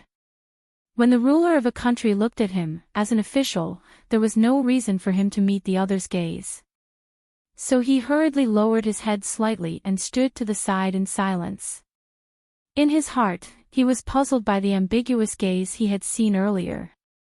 Beside him, Ling Jing's forceful voice rang out. As the deputy envoy, he had unwillingly shouldered all the complicated formalities and official duties in light of Fan Xian's extreme laziness. He was reading the letter of credence that the Emperor of Qing had personally drafted. Fan Xian listened to him casually. He knew that it was nothing more than pompous words. The friendship between the two countries would last forever, and they would be brothers for generations. These lies could not even fool Dong Er, who sold tofu in Danzhou. Yet, they had to be read out so seriously. Sure enough, the young Emperor of Qi was nodding his head slightly, expressing his approval of his counterpart in the south. Fan Xian laughed in his heart, but his face maintained a respectful and self-restrained smile. It seemed that he was already reveling in the friendly atmosphere between the two countries. Soon after, the officials from the Board of Rights of Northern Qi stepped forward and, as usual, began to babble in beautiful language. This matter had finally come to a preliminary conclusion. But Fan Xian still felt very uncomfortable. At this moment, he discovered that, in addition to the young emperor, there were many more pairs of eyes looking at him. No matter how calm he was, he began to feel puzzled. In fact, it was the officials of Northern Qi who were puzzled. Everyone knew that the envoy from the south was the immortal poet Fan Xian, so they were all very interested in what kind of outstanding young man could make the great Zhuang Mohan return home dejectedly. Today, in the palace hall, this Fan Xian had not opened his mouth. Even something as important as reading the letter of credence had been handed over to the deputy envoy. The officials could not help but become even more interested in this incomparably handsome young celebrity. Chapter 209. Fan Xian began to feel uneasy. Very imperceptibly, he took half a step back. Lowering his head slightly, he used the corner of his eye to sweep a quick glance around the palace. None of the courtiers of the Qi kingdom were extraordinary. What piqued his interest the most was the bead curtain that was slightly swaying beside the dragon throne. The bead curtain reflected the clear light from the pool behind the courtiers. It looked incomparably beautiful. He knew that the Empress Dowager of Northern Qi was behind the bead curtain. After a long time, the emperor on the dragon throne yawned, seemingly tired of listening. "You have come a long way. You may go and rest." The young emperor waved his hand. Fan Xian felt as if a heavy burden had been lifted from his shoulders. With a face full of smiles, he knelt on the ground again and again. He and his subordinates bowed to the dragon throne again and then prepared to leave to find the true officials of Northern Qi and quickly get poor Master Yan out. However, the development of things was always unexpected. Master Fan. There seemed to be a smile on the lips of the Emperor of Northern Qi. He looked at Fan Xian and called out softly, "Stay here and chat with me." The officials were surprised. In court, the Emperor had called the envoy Master instead of an official title. It was a bit inappropriate. Fan Xian didn't think of this, but he was shocked. Could it be that the young emperor knew something? He hurriedly bowed. "It is my first time here, and I do not know how to greet you. I am afraid." No problem. The young emperor seemed to be easy to talk to. He smiled and said, "I am delighted to learn that it is Master Fan who has come. I have often read the Banxian's high poetry notes, and even the Grand Tutor is full of praise for your talent. Today, the affairs of the state are over. Master Fan, please accompany me for a walk. I have been looking forward to your arrival for a long time. Let Master Fan see the sights of the Imperial Palace along the way." Having said this much, Fan Xian, as a foreign official, did not dare to say anything more. But his heart trembled slightly. The Northern Qi Grand Tutor was Zhuang Mohan's son. Zhuang Mohan had been beaten into a sorry state by Fan Xian in the Qing Palace, and now Fan Xian was praising his talent. The envoys left the hall. Lin Jing looked at Fan Xian worriedly. Fan Xian nodded slightly, indicating that he would be careful. After the officials of Northern Qi had left, the hall seemed even more spacious. One could faintly hear the splashing of fish tails in the pool beside the long platform, and the soft footsteps of the palace maids behind the gauze curtains. The young emperor, who had been sitting on the throne the entire time, now seemed to relax. He stretched and looked at Fan Xian with a chuckle. He jumped down from the throne and took a towel from a eunuch to wipe himself. He patted Fan Xian on the shoulder. "Let's go. I want to show the immortal poets of the south the immortal palace of the north." Fan Xian grumbled to himself. Who would have thought that the emperor still had the habits of a child? Just as he was about to follow him to the back of the palace, he heard a call from behind the curtain of beads he had been secretly paying attention to. The Emperor of Northern Qi was startled. He turned his head with a pained expression and bowed to the bead curtain. "Mother, I am happy to see Fan Xian. I hope you will forgive me for my rudeness." A palace maid slowly pulled back the bead curtain. The sound of beads clinking against each other could be heard. A noblewoman walked out from behind the curtain. Fan Xian quickly lowered his head, not daring to look closely. But his poisonous gaze was still fixed on the foot beneath the curtain. The noblewoman wore a pair of embroidered gold shoes. They looked casual, but they were extremely luxurious. What shocked Fan Xian even more was that right after this pair of shoes, another pair of feet stepped out of the bead curtain. Who in this world would dare sit with the Empress Dowager behind the bead curtain and listen to the conversation between the emperor and the foreign envoys? His feet were wearing a pair of cloth shoes. The soles of the shoes were made of 1,000 layers of cloth, a very common craftsmanship in the villages. The shoes were black and white, and only the thin and tender heel revealed a trace of festive cloth. This kind of cloth shoe was usually seen in the countryside during the New Year. It was strange to see it in the palace of Northern Qi Kingdom. Fan Xian guessed who the owner of the cloth shoes was. He raised his head in surprise, no longer caring about etiquette. His eyes were calm, but he was secretly on guard. He was looking at Haitang, who still wore a cloth scarf on her head. He had not thought that Haitang would come out from behind the curtain with the Empress Dowager. Fan Xian and Haitang's eyes seemed to collide, and the atmosphere in the palace of Northern Qi became somewhat uneasy. But in the blink of an eye, Fan Xian withdrew his gaze and knelt to the noblewoman next to Haitang. "I, Fan Xian, pay my respects to the Empress Dowager." The Empress Dowager looked at him and frowned slightly. How could this official of the kingdom of Qing be so beautiful? No wonder Duo had to sneak up to the palace to take a look. Could it be that this girl next to her? She waved these thoughts away and nodded slightly. She then said to the emperor, "Your Aunt Master has returned. Since you want to take Sir Fan for a stroll in the palace, you should go with her." The emperor looked troubled. It seemed that he did not want to go with Haitang, but he had to obey his mother's orders. He could only force a smile. When did Aunt Master return to the capital? Haitang moved her cold gaze away from Fan Xian's face and bowed slightly to the emperor. "Your Majesty, I returned to the capital yesterday. My teacher was worried that there were too many wicked people in the capital, so she sent me back to the palace." Fan Xian forced a smile. There were wicked people in Shangjing. Of course, this was referring to himself, who loved to use aphrodisiacs. As he walked through the palace of the kingdom of Qi, Fan Xian could not help but think of a very strange saying. It was a remnant of his previous life: Qi people are blessed. Because this palace was truly worthy of the two words, immortal palace, that the young emperor had spoken of earlier.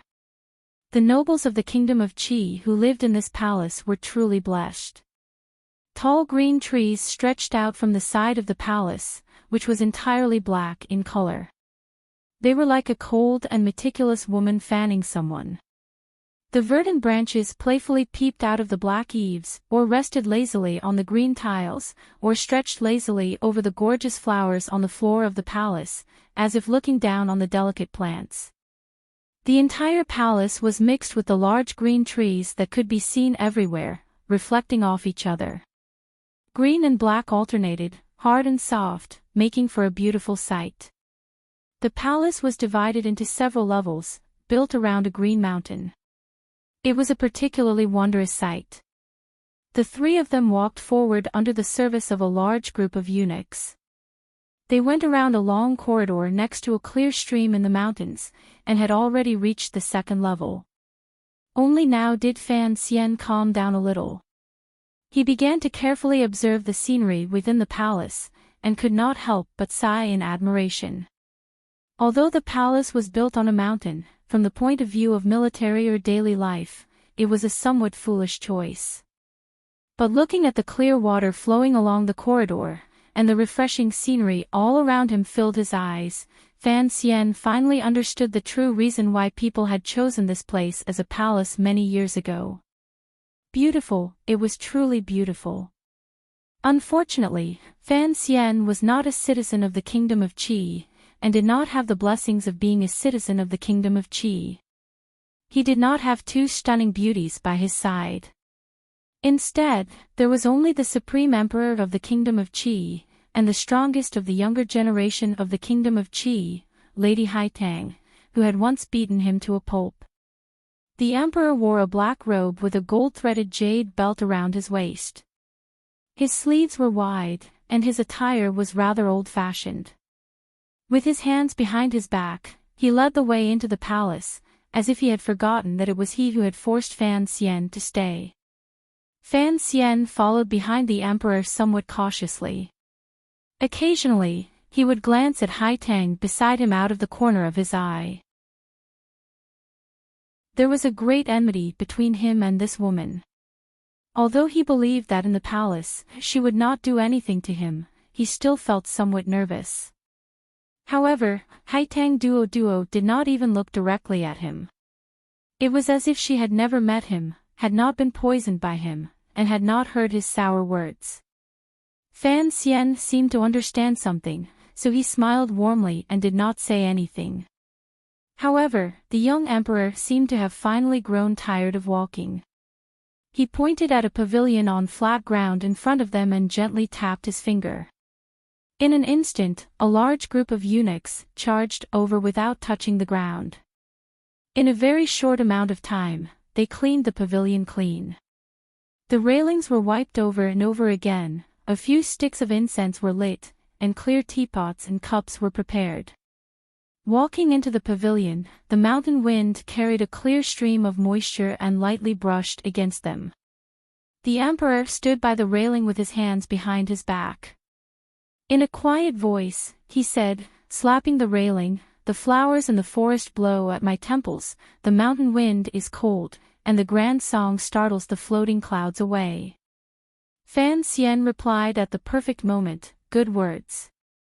The emperor turned around. A pair of clear eyes looked at Fan Xian with great interest. A moment later, he suddenly opened his mouth and said, "To flatter me so carelessly, Fan Xian, you must be the first person to do so." Fan Xian was embarrassed and didn't know what to say. He raised his hands in a salute and said, "I am afraid." "It's fine to be afraid, as long as you don't have to be terrified and uneasy." The emperor sat down and picked up a teacup to take a sip. Suddenly seeing Haitang, he couldn't help but smile and say, "Aunt Disciple, why are you so reserved in front of me today? In the past, even if I invited you, I wouldn't be able to invite you. You were only willing to grow vegetables in the garden. Since you have entered the palace today, it is good to relax and enjoy the scenery." He sighed quietly and said, "I have always thought that this palace is too beautiful, so beautiful that I have no desire to leave the palace for a walk." There seemed to be some other meaning in these words, but Fan Xian pretended he didn't understand. Under the emperor's gaze, he sat down. A eunuch brought him tea, which he slowly sipped. He didn't know what the young emperor meant by suddenly wanting him to stay in the palace. Haitang also picked up a cup of tea and sat on the railing outside the mountain pavilion. Her gaze was cast toward the flowing water beside the pavilion. It was unknown what she was thinking. "Fan Xian, what do you think of the scenery in my palace?" Fan Xian was slightly taken aback. How many times had the emperor repeated this topic today? After a moment of consideration, he replied, "The palace is in the mountains, and there are trees on the mountains. The trees are in the palace, and the scenery is clear and beautiful. What is most strange is that the layers of eaves of the palace seem to be one with the entire mountain scenery. It does not appear that the mountain scenery swallows up the majesty of the palace, and it does not appear that the prosperity of the palace weakens the desolate mountain scenery. It actually gives one the feeling that heaven and man are one. I am truly full of praise." Ha! Fan Xian's unintentional words seemed to surprise the emperor of Northern Qi. Chapter 210. At the same time, the emperor and Haitang both looked at Fan Xian with astonishment. The emperor had only asked casually, but Fan Xian had answered with the words, "Unity of heaven and man." It was inevitable that these two top figures in the kingdom of Qi would be greatly shocked. It must be known that of the four great grandmasters, Kuhi's sect emphasized the unity of heaven and man, and the natural way of the Tao. However, this wondrous formula had never been passed on to outsiders. For Fan Xian to casually mention it while talking about the scenery was truly shocking. Haitang's calm and bright eyes stared at Fan Xian's face, as if she wanted to see if this world-famous poet had stumbled upon it by chance, or if he had truly seen some truth from the scenery of the royal palace. Fan Xian had no such self-awareness. The so-called unity of heaven and man was a topic he had taught too many times in philosophy classes in his distant memory. He had casually mentioned it, and of course he had not expected it to shock others so much. Looking at the emperor and Haitang's thoughtful expressions, he could not help but feel puzzled. "Did I say something wrong?" he asked. The emperor laughed. "Absolutely, absolutely. How could there be anything wrong? Fan Xian, you are indeed worthy of being called the immortal of poetry. What you casually say is actually the truth. Wonderful, wonderful." The emperor smiled and looked at Haitang. "What do you think of Master Fan's words, Aunt?" Haitang bowed. "Master Fan speaks of truth from the scenery. You can be said to be a genius." The three of them casually chatted for a while longer, and the matter was covered up. The emperor suddenly frowned. "This is a pavilion on a mountain. I stayed for a long time last month. At that time, the trees were in the pavilion, the moon was in the clouds, and I was above the running water.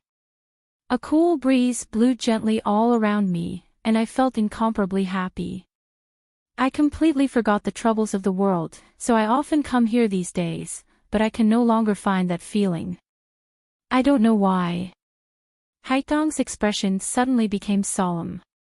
"Your Majesty is the ruler of the kingdom of Qi, and the heart of all the people. The troubles of the world have always existed, and it is difficult to forcibly forget them. Furthermore, Your Majesty is concerned with the safety of the world, and Your Majesty's thoughts affect the good fortune of the people. How can you forget the troubles of the world for a moment of happiness? Your Majesty should always remember that the people of the world are in distress, and treat the troubles of the people as your own troubles. This is what a ruler should be determined to do." The emperor was enlightened. He stood up and bowed. "Thank you for your guidance, little martial ant." Fan Xian watched calmly from the sidelines. He saw that the emperor was truly enlightened, and he couldn't help but be surprised. It seemed that this Haitang, who had been tormented by him in the past, had such a high position in the kingdom of Qi. However, he couldn't help but disagree with Haitang's words. Although he didn't show it on his face, a hint of a smile flashed through his eyes. But how could this slight change escape the eyes of a ninth-ranked powerhouse? Does Master Fan have a different opinion? Miraculously, there was no sense of hostility or acrimony in Haitang's question. It seemed more like a normal question. Northern Qi was good at debating, and the art of helping the world, so from the point of view of accommodating other opinions, it was better than the atmosphere of the Qin kingdom. Fan Xian furrowed his brow slightly. Shortly after, he smiled and said, "First worry about the worries of the world, then delight in the joy of the world." Naturally, this is the ideal that an emperor and an official should hold. But if, as Haitang says, you cannot forget the suffering of the common people day and night. Although Your Majesty can be vigilant and tireless in government affairs for the good of the common people, in the long run, it will inevitably be too tiring. When your spirit is weak, no matter how many wishes you have, you will not be able to accomplish anything. So I believe that when you can forget your worries, you must completely forget them. As the saying goes, the world is always troubled, but the Son of Heaven cannot always be troubled. His explanation was not convincing, but the beauty of it was in the first two sentences that Haitang's eyes shone even brighter. She didn't listen to the rest of what he said. She just slowly chewed on it. And the emperor slapped the table and applauded. First worry about the worries of the world, then delight in the joy of the world. Minister Fan's words are indeed the loyalty of an official, and the Son of Heaven should uphold them. Good. Good. Good. The eunuchs and serving girls around them didn't quite understand what the emperor was talking about, but seeing that this southern envoy had managed to make the emperor so happy, they couldn't help but smile and look at Fan Xian with gratitude.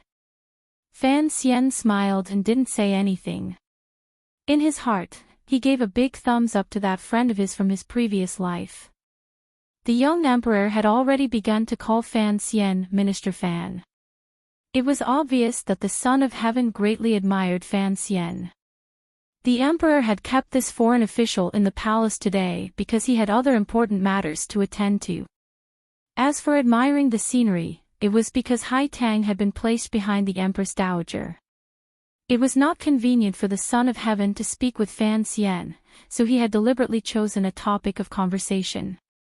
Unexpectedly, Fan Xian's response was quite interesting. The emperor looked at Fan Xian with a smile. Master Fan, you are a master of both the pen and the sword. You are truly a rare talent. Fan Xian repeatedly said he didn't dare. Haitang suddenly said, then according to what Master Fan says, how should one view the way of the heavens? Fan Xian was slightly startled. He was not good at the art of metaphysics. His previous words were already very depressing. Why did he have to continue? The emperor smiled and waved his hand to stop Haitang's question. Master Fan, why do you think I have been unable to find the clarity of mind I had that night? Fan Xian frowned slightly and looked around the mountain pavilion. He pointed at the stick of incense and said quietly, Your Majesty, move this incense and have the people around you retreat. Perhaps you can find the feeling of that night. The emperor was slightly surprised. He had the eunuchs and serving girls retreat to a place where they couldn't be seen. He then moved the calming incense. After a while, the cool breeze rose again, dispersing the fragrance. All that was left was a faint sense of emptiness in the mountain palace. The emperor slowly closed his eyes. After a long time, he revealed a happy expression. He opened his eyes and smiled. Indeed, there is some feeling. Fan Xian smiled and explained, the incense used in the palace is naturally of the highest quality. But compared to the fragrance of this mountain forest, it is inevitably a bit tacky. Haitang nodded slightly to the side, as if she deeply approved of Fan Xian's explanation. He sat in the mountain pavilion again and sipped tea. Fan Xian's doubts grew deeper and deeper. On the second day of his arrival in Shangjing, the young emperor had kept him in the palace. This was greatly against the rules. No matter how you looked at it, he was still a foreign official. Although the face between the two countries was intact, there were always underhanded moves. The emperor suddenly sighed. Master Fan, do you know why I wanted you to stay? Fan Xian shivered slightly. He didn't know if the emperor had seen through his doubts or if it was a coincidence. He respectfully said, Please tell me, Your Majesty. The emperor smiled. Nominally, it is because I like the Banxian's high poetry collection. He then smiled at Fan Xian. Of course, I really do like your poems. Only, that Donbo bookstore sells them at a very high price. So last year, I took out some silver from the palace treasury and published many of your poetry collections within the borders of the Qi Kingdom, sending them to various academies. Since I value you so much, how will you repay me? This person was the ruler of a country. He thought that if he used the palace treasury's silver to make a name for a young poet, wouldn't he immediately be moved beyond words? Unexpectedly, Fan Xian's expression turned bitter. He dawdled for a long time before standing up and bowing to the emperor. In his heart, he began to curse. There really was no such thing as piracy in this world. You, the royal family, caused Donbo Bookstore's northern business to drop by 30% this year. 70 shopkeepers pull their hair out every day, and now I, the owner, have to thank you. Haitang suddenly said quietly, Your Majesty, Donbo Bookstore is Master Fan's business. I'm afraid that not only will Master Fan not appreciate your actions, he may even feel a little resentful. Fan Xian hurriedly smiled and explained, absolutely not. Absolutely not. The emperor looked at Fan Xian with slight surprise. Minister Fan, you are a poet. How can you still do business? Fan Xian smiled bitterly. It's always good to earn some pocket money. Hai Tang laughed. The largest bookstore in the world can only earn pocket money for Master Fan. The emperor did not know of the story between Hai Tang and Fan Xian outside Wudu, so he realized that there seemed to be a faint conflict between the two of them. He couldn't help but laugh.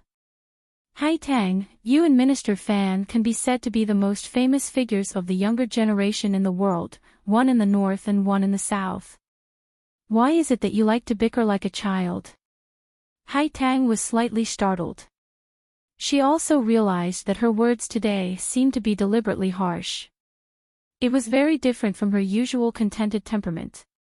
Fan Xian smiled and explained, perhaps Miss Hai Tang still thinks that merchants are lowly professions.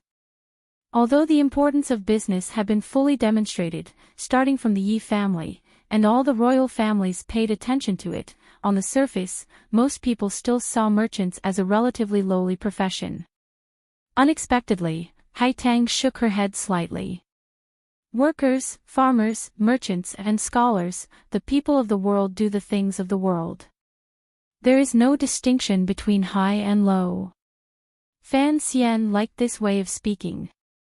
It seemed that because the Empress Dowager had Hai Tang by his side, the young emperor could not say what he wanted to say to Fan Xian in the depths of his heart.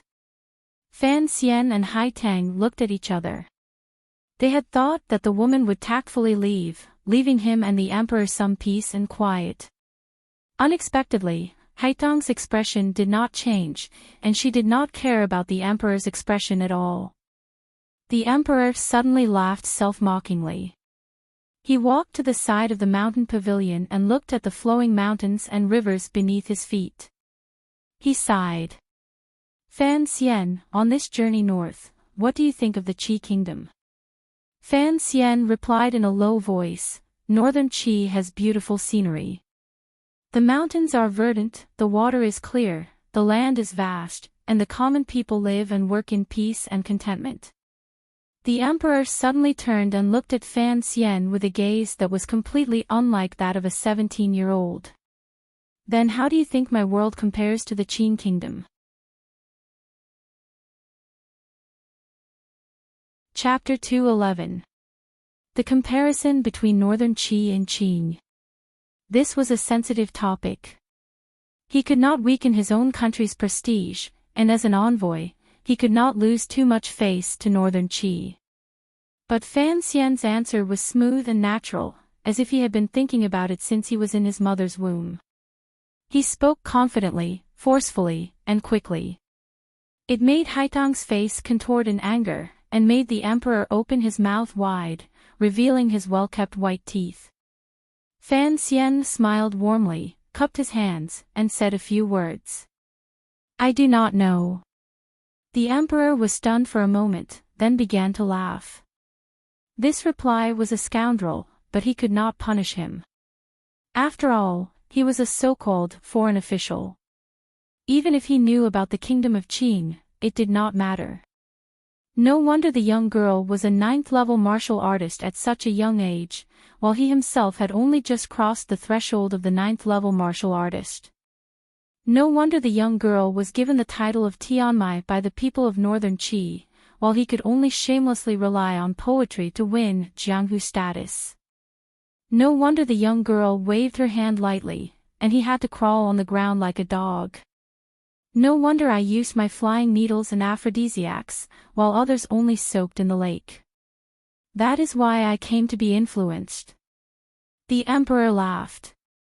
With the title of immortal poet here, I will naturally let the students of the Imperial College come and listen to Minister Fan's lectures. Fan Xian felt bitter. He had been a fake professor at the Imperial College of the Kingdom of Qin, and now that he was here in the north, he was a guest professor. If I go south, what do you think the chances are, Minister Fan? The young emperor's face was calm, but the majesty he had cultivated in the palace suddenly came pressing in. Only 2 people in the world could ask such a sensitive and arrogant question.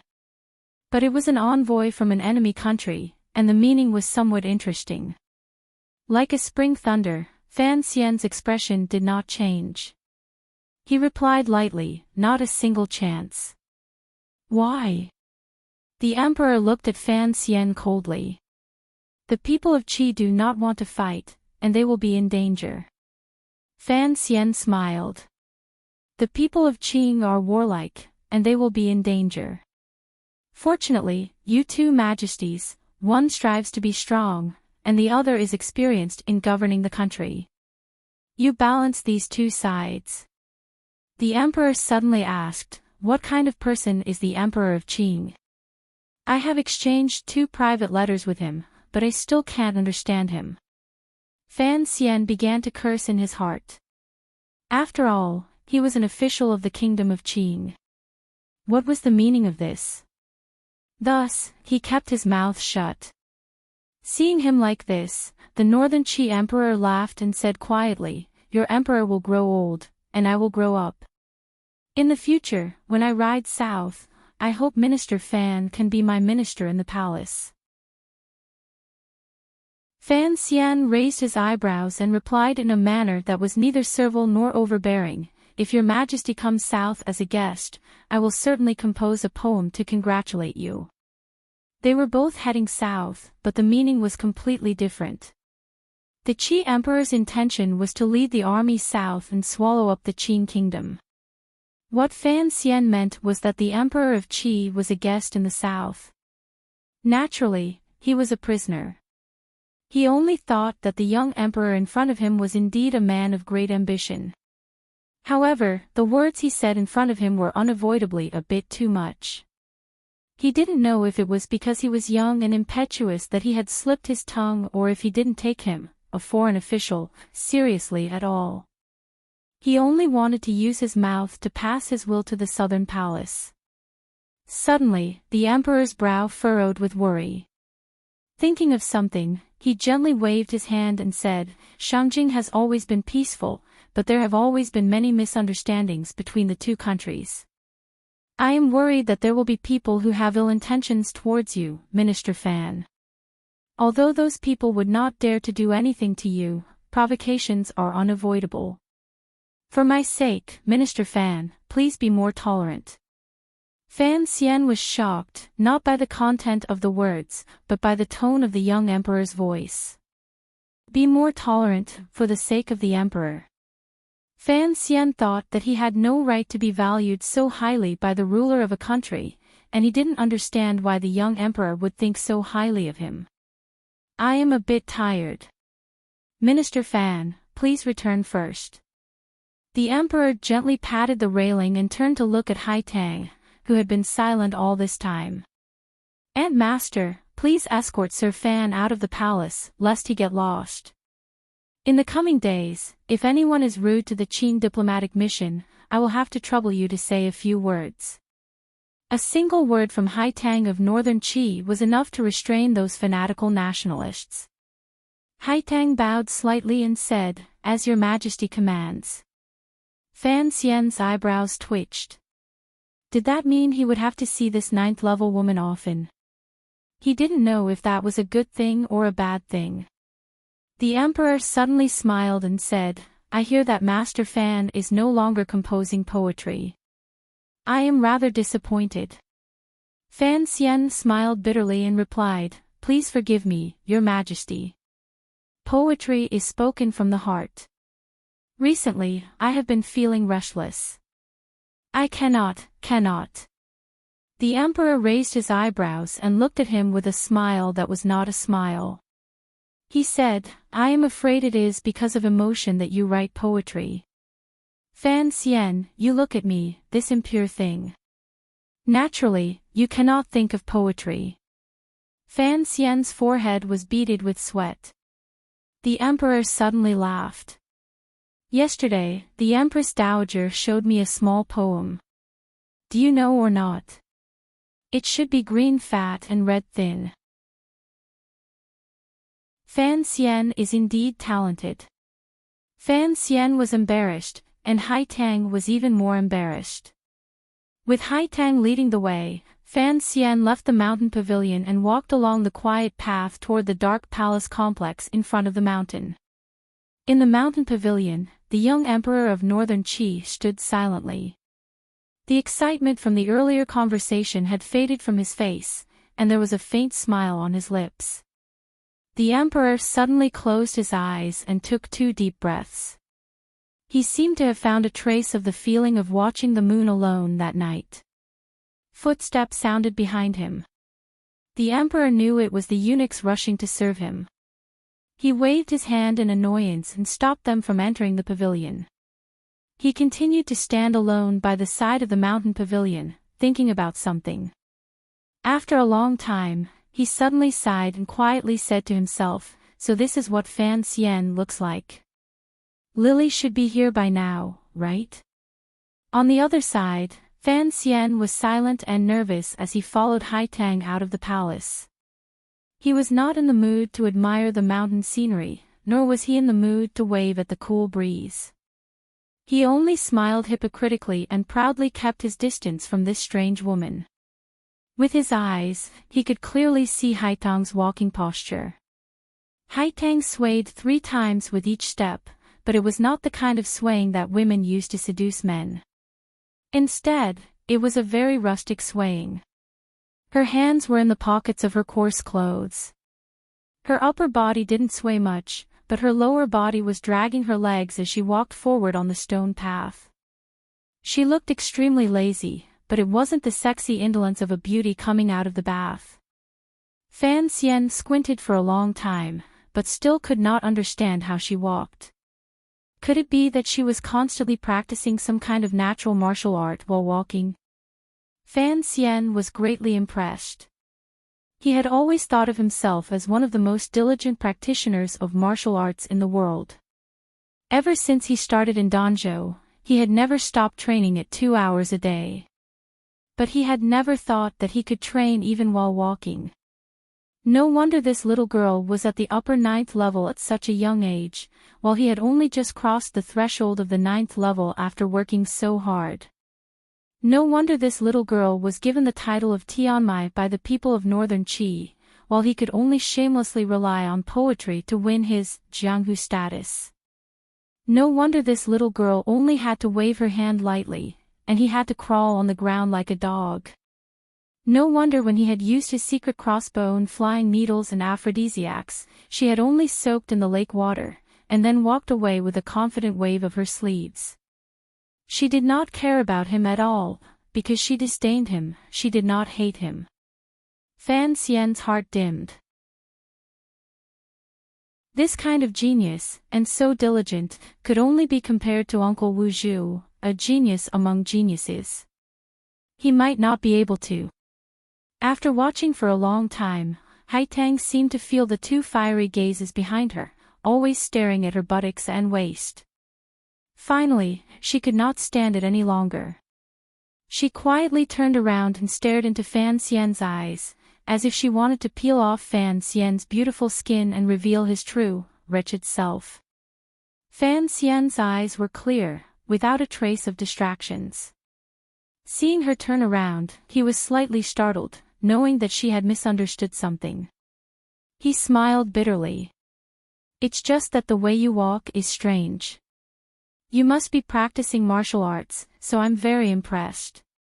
He was startled, and Haitang was even more startled.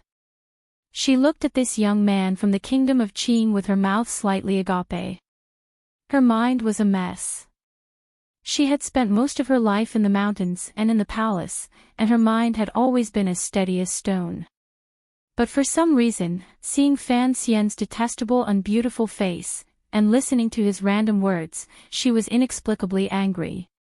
Hearing what Fan Xian said now, she was even more baffled. After a while, she said, "I'm not practicing martial arts." After saying this, Haitang felt a little strange. Why did she have to explain this to him? So she said with slight anger, "I've always walked like this since I was little. The Empress Dowager has lectured me for many years, but I can't change it. If Master Fan thinks it's an eyesore, why don't you walk in front? Fan Xian was startled. What was going on? He could only follow Haitang, who had turned around, and continue walking. But Haitang continued to drag her feet, her hands clasped behind her back, and she walked forward lazily. Fan Xian tilted his head slightly and frowned for a long time. Suddenly, he understood. What kind of martial arts was this? Wasn't this the most common walking posture of those lazy women in the countryside? When he thought of how a superior 9th-level master, Haitang, who was like a fairy in the eyes of the world, was actually a village girl, walking in the palace like she was walking in a field, Fan Xian couldn't help but laugh out loud. Chapter 212. Why are you laughing, Master Fan? This was an expected question from Haitang. Fan Xian coughed twice, his eyes full of smiles as he explained, I really like the way you walk. Haitang was slightly taken aback, and anger flashed in her eyes. Fan Xian hurriedly said, May heaven smite me if I deceive you. Haitang had no choice but to believe the viciousness of this oath, but she still didn't understand. She had been laughed at by the people of the palace for many years. Why did this young man behind her like the way she walked? Thinking of Fan Xian's shameless methods on the shore of the North Sea, Haitang was even more confused. The two of them sank into silence once more, walking out of the palace, accompanied by the green trees and black eaves of the mountain. Haitang's position in northern Qi was indeed very respected. Along the way, the eunuchs and palace maids they saw, as soon as they heard the lazy sound of cloth shoes rubbing against the ground, rushed to hide under a tree by the side of the road, and respectfully bowed to the lazy village girl, not daring to look her in the eye. His Majesty favors me so much that I am a little afraid, Fan Xian finally said, carefully testing the waters. There is no need to be modest, Master Fan. Haitang replied expressionlessly, His Majesty loves poetry. When the Bankxian's High Poetry Anthology was published, all the scholars of the world had a copy, and His Majesty was no exception. After Zhuang Mohan and Master Qing rebelled against the capital, His Majesty had a long conversation with His Majesty in the palace. From that day on, His Majesty never stopped mentioning Master Fan's name. He often said that if Northern Qi had a talent for poetry like yours, it would be wonderful, and that it would be a great regret. Now that you have escorted Xiao En back to the capital, and the two countries are in a standoff, His Majesty is naturally worried about your safety. Fan Xian was silent. Only now did he realize that there was such a story between this young emperor and him, who he had never met. But the young emperor had a worried expression on his face, and presumably there was something he wanted to tell him. But there were many eyes and ears in the palace, and the emperor did not want to say it in front of Haitang. He didn't know what it was. Oh. Fan Xian furrowed his brows slightly as if he didn't quite believe her words. Haitang said softly, Today, Master Fan, when you saw the palace and the forest, you blurted out the words unity of heaven and man. I am impressed. In the future, when you are not busy with state affairs, Master Fan, if you have time, I hope you will not be stingy with your advice. After my master read the Bankxian's High Poetry collection, he was silent for a few moments and praised you greatly. I was a bit surprised at first, but after talking with you today, I know that your reputation is well deserved. You flatter me. Her words were spoken with some sincerity, so Fan Xian responded with even more sincerity. In the matter of Yan Bingyun, I ask for your assistance. I've never been involved in politics, Haitang said softly. Fan Xian frowned. Then why did the girl go to the North Sea alone to kill Xiao En? Did she not know that if Xiao En really died, it would have a great impact on this agreement? Haitang smiled. Master Fan seemed to have thought about killing Xiao En before I made my move. Why did you suddenly change your mind? Because I am also very interested in Xiaoen's secret. Fan Xian rubbed his slightly damp hands together and turned his head to look at the vast palace. Haitang said calmly, I killed Xiaoen because his secret would cause great trouble for many people. The two of them stopped at the same time under a large tree. The green leaves on their heads were like clothes, blocking out the sun and making for a cool and refreshing scene. Fan Xian looked at Haitang's calm and steady shoulders and suddenly said, in this world, there are no secrets that last forever. If Xiaoen were to live, perhaps many people would die.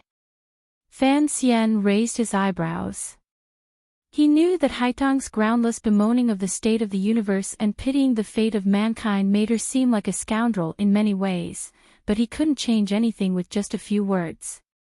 His Majesty seems to have something to ask of you, Master Fan, said Haitang. Fan Xian was slightly taken aback. He knew that she had seen through him as well. After thinking for a moment, he asked sincerely, what does Miss Haitang want to tell me?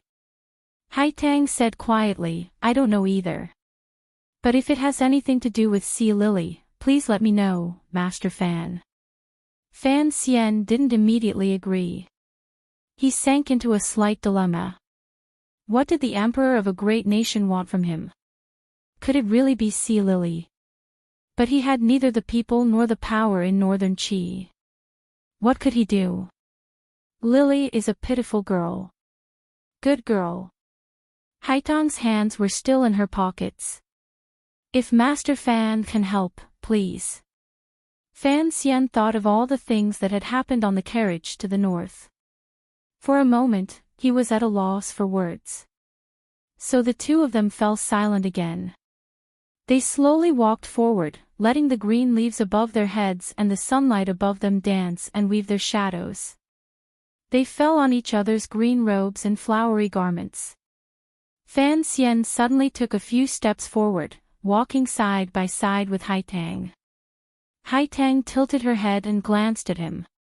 She didn't say anything. Fan Xian gradually let go of his worries. He imitated Haitang's country girl's posture. He lifted his chin slightly and looked around lazily. His green robes had no pockets, so he couldn't intervene. He could only put his hands behind his back like an old pedant. He moved his hips forward and relaxed every muscle in his body.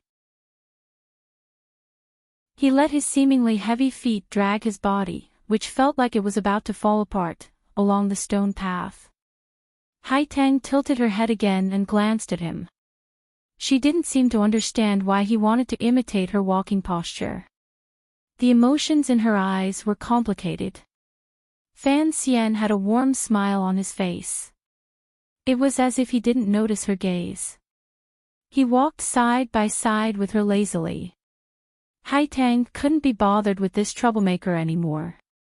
She moved her neck slightly, as if it was very comfortable. Fan Xian also stretched and yawned.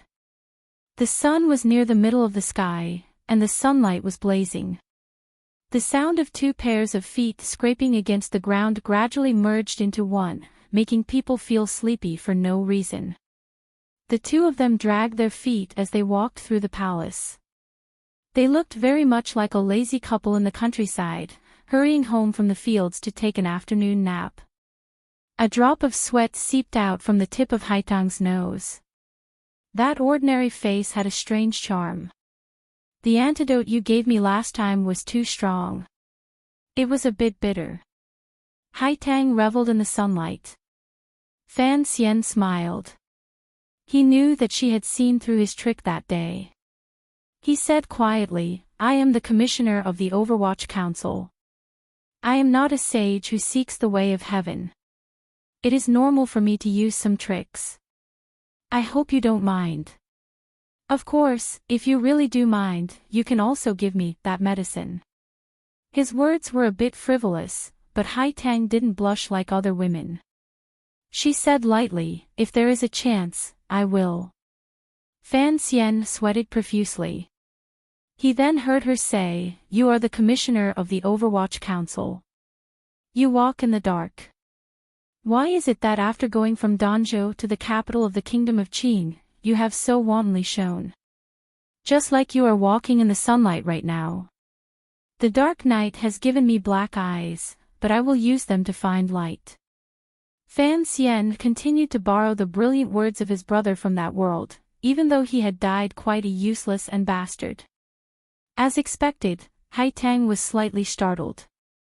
She tilted her head and looked at him. Presumably, her view of Fan Xian had unknowingly undergone some sort of change.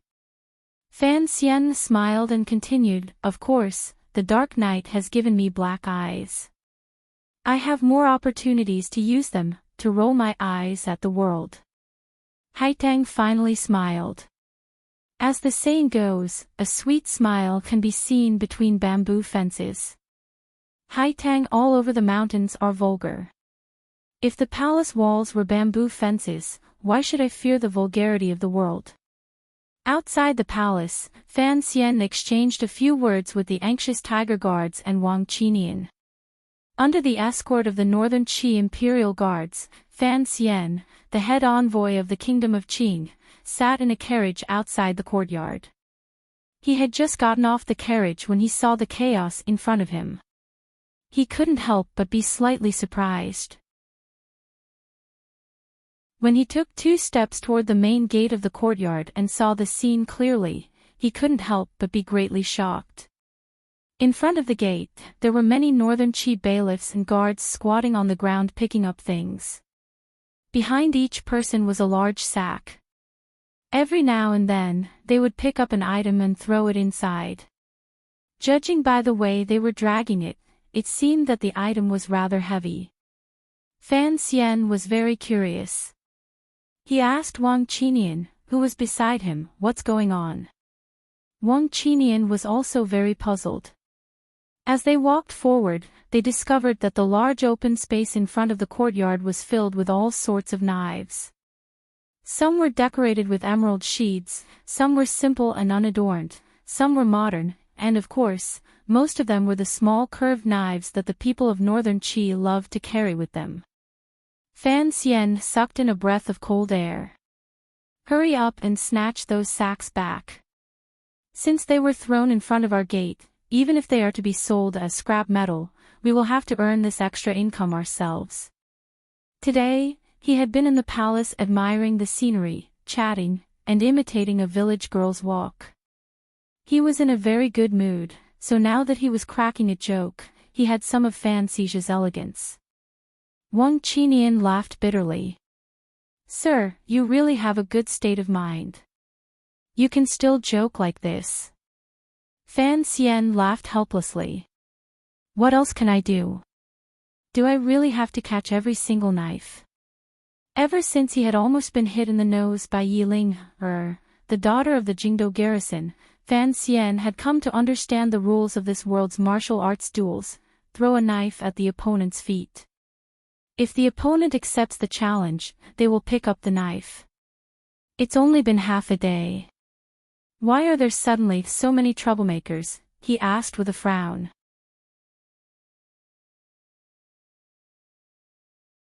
Chapter 213. Deputy Lin Jing and Lin Wen, the officials stationed in Shangjing, who had been feeling uneasy all this time, saw that Fan Xian had returned and let out a sigh of relief. They slid along the wall to the front of the crowd and explained, "I don't know who leaked part of the agreement between the two countries." The people of Shangjing knew that Northern Qi was going to cede land, and they were furious. Although the common people didn't dare do anything, the young nobles came looking for us. They said they wanted to challenge us Southerners to a duel, to wipe away the shame of the battlefield. Fan Xian was startled.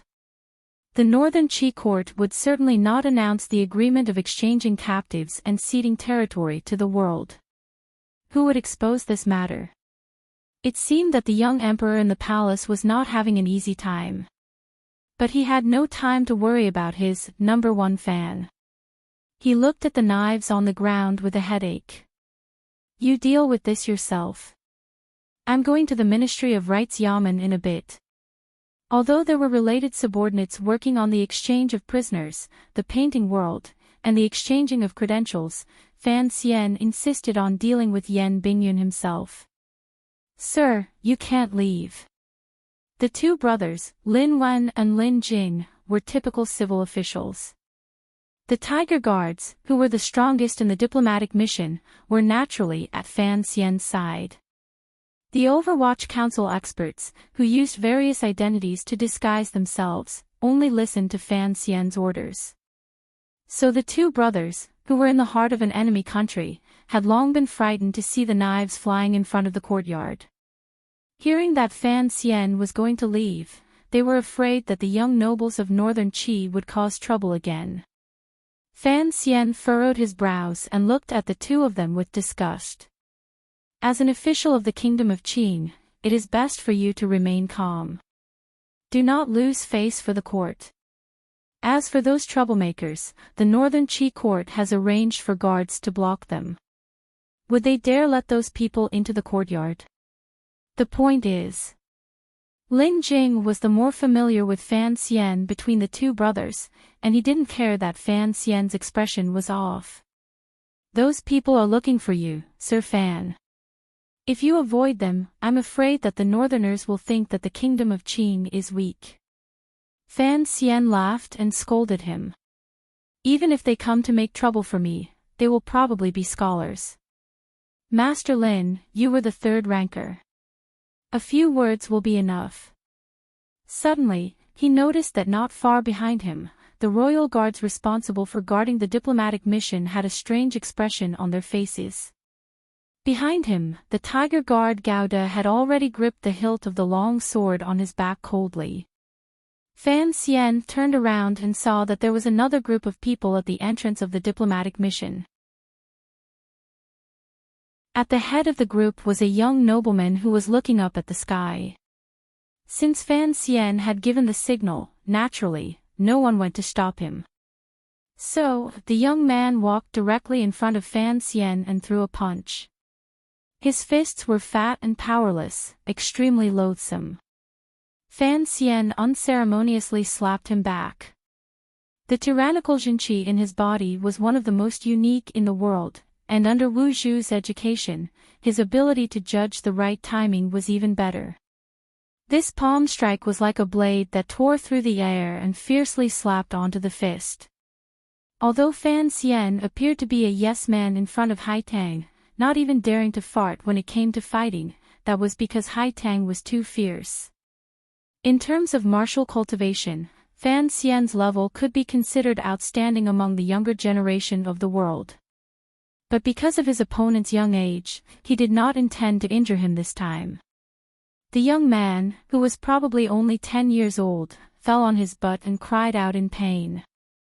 He probably did not expect that this seemingly weak scholar would be able to push him down so easily. He looked at Fan Xian and cursed. F***CKU, the southern barbarians have gone mad. Fan Xian, who had been about to enter the courtyard, stopped. He smiled and walked back, holding the young man's wrist in a friendly manner. Although the servants next to the young man were nervous at Fan Xian's actions, they saw that he was only supporting their young master. They thought that this young man was probably a follower of the Qing diplomatic mission, so they didn't take it to heart. Instead, they cursed at him. The sound of joints cracking was heard, followed by a scream of pain, and countless angry shouts. "If mother heard you say this, I'm afraid she would tear you apart," Fan Xian thought to himself. He let go of his hand and looked at the young man sitting on the ground, trying to determine his identity. To be able to make the imperial guards of northern Qi not dare to stop him, it seemed that his family must be of high status. A large group of people gathered around. They were obviously the young man's servants and companions. They saw their young master holding his broken wrist and crying. Only then did they realize that Fan Xian had broken the young master's wrist. They could not help but be angry. They all stood up, ready to teach Fan Xian a lesson. Seeing that things were about to get out of hand, the imperial guards hurried over and separated the two sides, saying something to the people on the other side. Those people kept on cursing and swearing, saying things like "southern barbarians" and so on. There was no end to it. Fan Xian pulled Lin Jing over and asked, "Whose family is that brat?" "The young master of Marquis Chang'an's family." Lin Wen was very familiar with the bureaucracy of northern Qi's Shangjing, so he answered first. Fan Xian was slightly surprised. Hearing the name Marquis Chang'an reminded him of Chang Ningho, whom he had once competed with in drinking. Is he also the Empress Dowager's brother? The one who was locked up at home to recuperate after last year's defeat? Chang Ningho's brother. Lin Wen nodded. Because of last year's defeat, Marquis Chang'an was stripped of his power. But this year the Empress Dowager decreed that he would be reinstated, and gradually regained his former arrogance. I suppose this young master saw that the people of Shangjing wanted to cause trouble at the diplomatic mission, so he took the opportunity to avenge me. Foolish brat. Fan Xian shook his head. Without looking at the scene, he prepared to enter the manor where the diplomatic mission was located. You want to leave after beating someone up? Someone shouted angrily from behind him. You dare to beat up the young master of our manor? You must have eaten a leopard's gall. Originally, the commander of the Imperial Guards had the situation under control. Unexpectedly, Fan Xian didn't even say a word and wanted to enter the manor. It appeared extremely unreasonable. The commander couldn't help but feel angry. He thought, the Qing kingdom is too arrogant.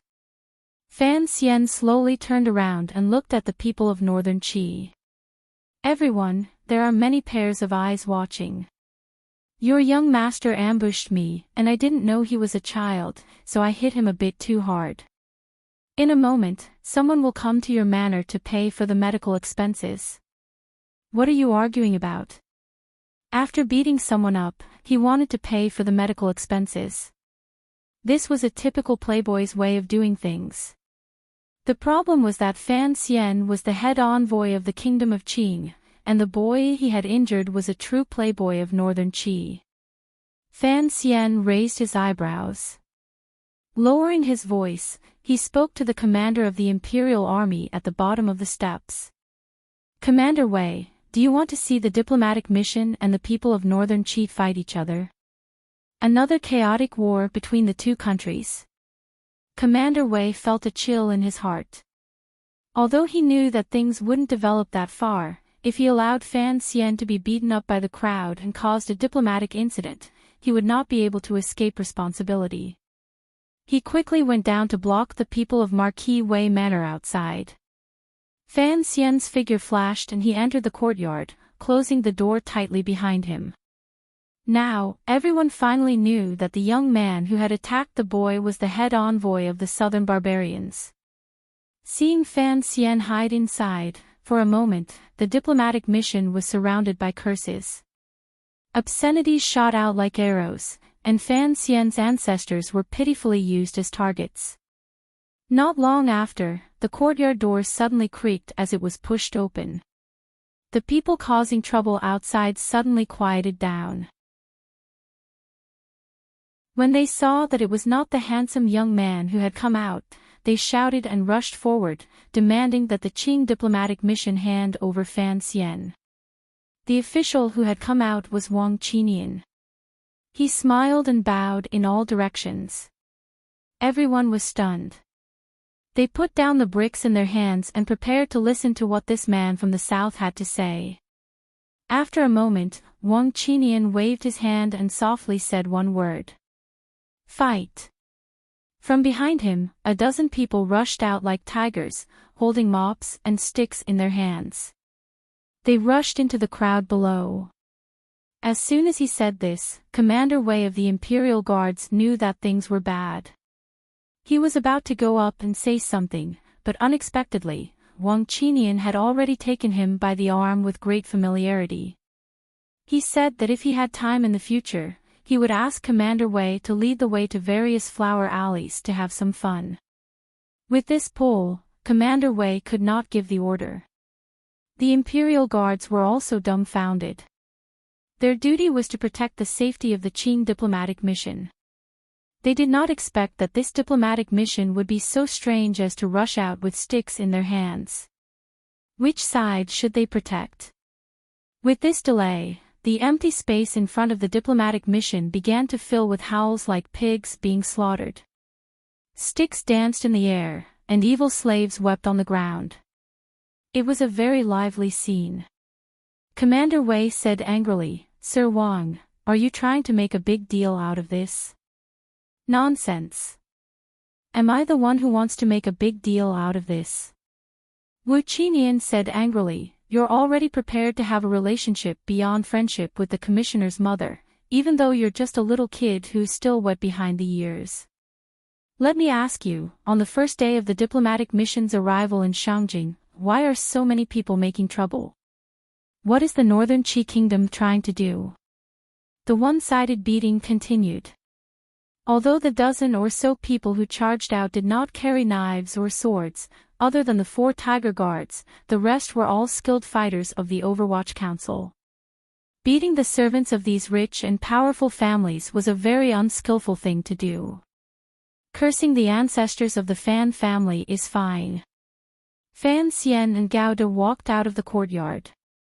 Seeing the scene in front of them, they thought to themselves, cursing my grandmother and my mother in Danzhou is absolutely not allowed.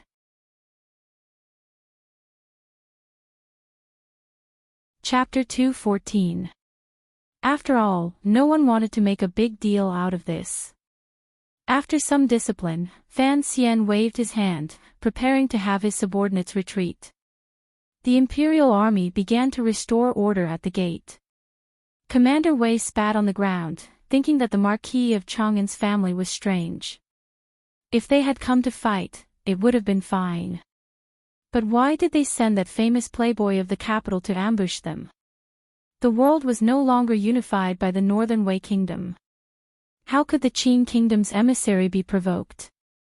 At that moment, a vigorous man suddenly walked past. Seeing the bustling scene, he couldn't help but frown. He stamped his feet on the ground, kicking up 2 clouds of dust. His whole body was already in the middle of the field. His fists were straight, and his legs kicked horizontally. His moves were clean and efficient, without the slightest bit of hesitation. In the blink of an eye, he had already made 7 or 8 moves, all aimed at the Overwatch Council officials who had yet to stop. The man's punches were simple, but they were fast and deadly. At the same time, the Overwatch Council officials were not able to gain any advantage. They were forced to leave their original positions. A few of the people who were retreating under Commissioner Fan's orders were kicked in the legs. Their bodies swayed and they almost fell. Fan Xian tilted his head slightly, wondering where this expert from the military had come from. He couldn't tell his level of martial arts for now, but he had a natural military aura of bloodlust. He was able to force his subordinates to retreat. After the man had helped the Marquis of Chang'an's family out of trouble, he stood where he was. His eyes narrowed. It seemed that he was surprised that his previous series of fierce attacks had not been able to defeat a single enemy. He could tell at a glance that Fan Xian, who was standing on the stone steps, was the leader. He frowned. "What an impressive diplomatic mission from the Qing Kingdom," he said. "Yet all the people they send out are masters of the 6th level and above." Fan Xian looked at him and quietly said, "When traveling to a foreign country, the most important thing is to not lower the prestige of the country. Since you are a military figure, do you not understand this principle?" The man looked at the people on the ground, who were crying out in pain. He frowned. "They are just servants. Even if that child was rude, are you going to rely on that child and the servants to establish your prestige?" Fan Xian narrowed his eyes. "Then in your opinion, should I just let them spit on their faces?" The man was startled. He seemed to have thought of something, and his expression darkened slightly. On the other hand, Commander Wei had long recognized who this man was. With a respectful expression, he stepped forward and saluted, "General Tan, why have you come?" The soldier surnamed Tan did not recognize the commander of the Imperial Guards for a moment. Commander Wei hurriedly said, "I am Wei Wuji." As it turned out, this General Tan, surnamed Tan Wu, was a capable subordinate of Northern General Shang Shanhu. He had always fought the barbarians in the snowy north, and had followed Shang Shanhu back to the capital last year. Who would have thought that he had been idle and without a job, only occasionally going to the Ministry of War to do a roll call? Although his fellow soldiers in the capital admired Shang Shanhu's valiant loyalty and had always respected him, he still felt a little bitter about it. Today, when he happened to pass by, he didn't expect to run into the farce at the gates of the Southern Qi diplomatic mission. Tan Wu glanced at Commander Wei and said helplessly, "How can we let these Southerners run amok in Shangjing?" Wei Wuji smiled bitterly. "The palace has strict orders to ensure the safety of the diplomatic mission. This is a matter of national importance, and I dare not neglect it." Tan Wu thought of the Qi kingdom's successive defeats, and how he and Commander Hu had never had the opportunity to fight south. He couldn't help but feel depressed. Looking at the wounded on the ground, he felt even more disdain and anger. He suddenly raised his head and saluted Fan Xian, who stood on the stone steps. "Dare I ask if you are Fan Xian, the head envoy of Southern Qi?" Fan Xian returned the salute. "I am." Tan Wu's expression was solemn. "I am Tan Wu of Northern Qi," he said sternly. "I ask for your guidance, Master Fan." Having said this, he gently placed the sword at his waist on the ground. Fan Xian shook his head. He knew that this man was not claiming to be an official, and was preparing to fight according to the customs of duels among the common people. "Master Tan," he said quietly, "I have already collected 2 sacks of daggers before you came. If you wish to duel, perhaps you will have to postpone it for a few days." Tan Wu frowned. "There is no time like the present. Please enlighten me, Master Fan." Fan Xian shook his head again. Tan Wu said angrily, "I know that Master Fan is not only talented in poetry, but also extremely skilled in martial arts. Last year, you single-handedly killed Qing Jushu, one of our country's aces. Are you looking down on me?" Fan Xian looked at him and knew that this soldier had been stirred up. He laughed. "Although I am the leader of this diplomatic mission, and you really did look like a troublemaking group, I have always respected good men on the battlefield. I knew that you had spent many years fighting the barbarians in the snowy lands of the north. How could I not respect you enough? Why must you decide victory with your fists and feet?" Tan Wu was a straightforward man. Hearing the gentleness in Fan Xian's words, his expression softened a little, but he remained stubborn and raised his hands in the air. Fan Xian sighed and shook his head. "Don't overdo it," he said quietly to Gauda, who stood behind him. Gauda slowly lowered the long knife on his back to the ground and walked to the bottom of the stone steps. He steadily extended his right hand toward this famous and valiant general of Northern Qi and made an inviting gesture. Tan Wu narrowed his eyes. He sensed a dangerous aura from this guard, and knew that he was indeed an expert. The Southern Qi envoys had sent him out to spar with him, so it was not an attempt to humiliate him. He let out a light breath, crossed his palms, and attacked Gauda. The shadow of the palm moved, and a muffled groan rang out. The collision of the two forces stirred up a cloud of dust. After the dust settled, Gauda's right chest was hit, and a sliver of blood seeped out from the corner of his mouth. Gauda's cold right hand had already grabbed Tan Wu's throat. Calluses from years of training scraped against the skin of Tan Wu's throat, making this Northern Qi general, who had never known fear, feel a chill. Gauda slowly took a step back and lowered his right hand. Tan Wu looked at this unknown expert, and his heart was filled with shock. The Southern Qi envoys had sent a random person who could render him completely powerless to fight back. Earlier, when he had struck his opponent's sternum, he hadn't clearly seen how his opponent's hand had reached in front of him. He knew that if his opponent hadn't been merciful, his throat would have long since been crushed. Tan Wu also knew that if it had been a real fight, this obviously skilled knife wielder would not have given him any opportunity to touch his opponent's body. He bowed deeply to Gao De and then to Fan Xian. After admitting defeat, he left the envoy's door without looking back. It was only a battle of one move, but it was still hair-raising. The carriage followed the streets of Shangjing toward the Ministry of Rites. The carriage was surrounded by soldiers of the Imperial Army, guarding it strictly, not giving anyone a chance to get close to the Qing envoys. Fan Xian sat in the carriage with his eyes slightly closed. He said to Gao De beside him, "Why did you take that blow just now?" Gao De coughed twice and explained, "My opponent is a soldier, so I wanted to be more direct. Also, I didn't want to reveal too much of my strength." He looked at Fan Xian and lowered his head. "And it seems that the young master wants to make friends with this person, so I thought I should do him a favor." Although the Tiger Guards were the Emperor's secret bodyguards, they had been trained by Count Sinan, Fan Xian, for many years.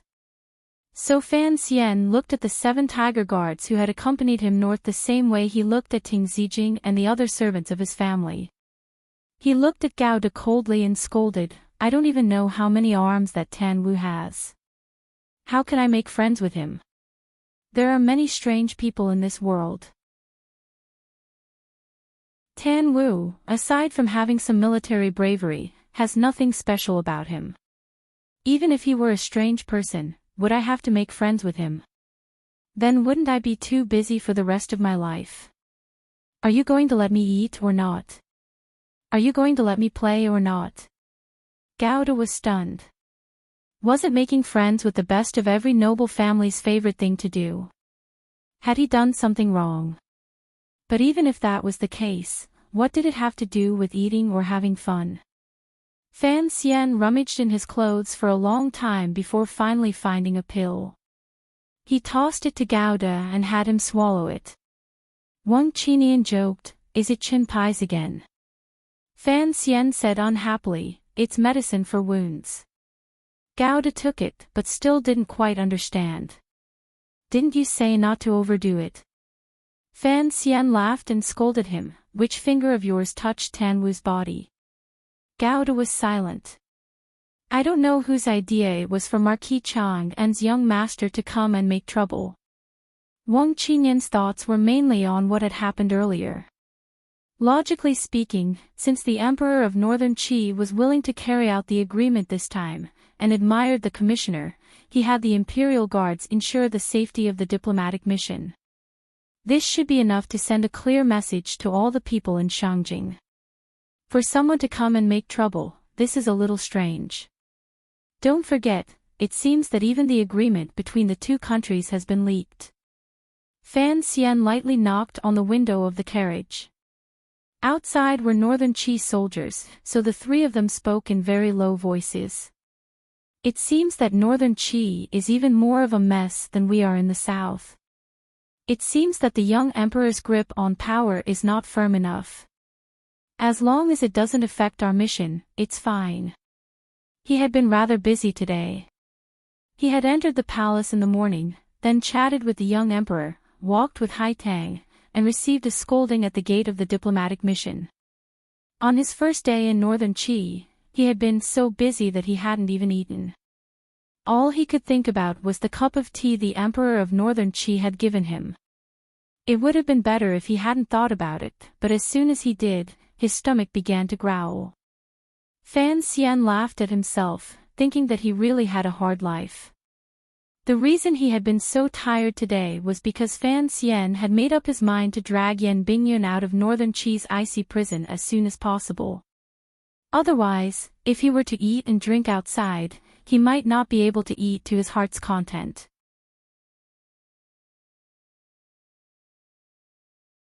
Chapter 2:15. The diplomatic mission's itinerary in Shangjing, Northern Qi, had been set long ago. Logically speaking, Someone of Fan Xian's status in Shangjing would be accompanied by a corresponding attendant, but Fan Xian was wary of this arrangement. Although there were already officials stationed there to negotiate, he still went to the Ministry of Rites with the permission of the Northern Qi royal family. In the secret agreement, Yan Bingyun was exchanged for Xiao En and Si Lily. The kingdom of Qing had already suffered a great loss, so Fan Xian was anxious to find the other side's hidden executor. But unexpectedly, the nominal minister Xu Yi of the Ministry of Rites, the real vice provost of the Northern Qi Brocade Guard, was hiding from him. It seemed that they wanted to delay for a few more days.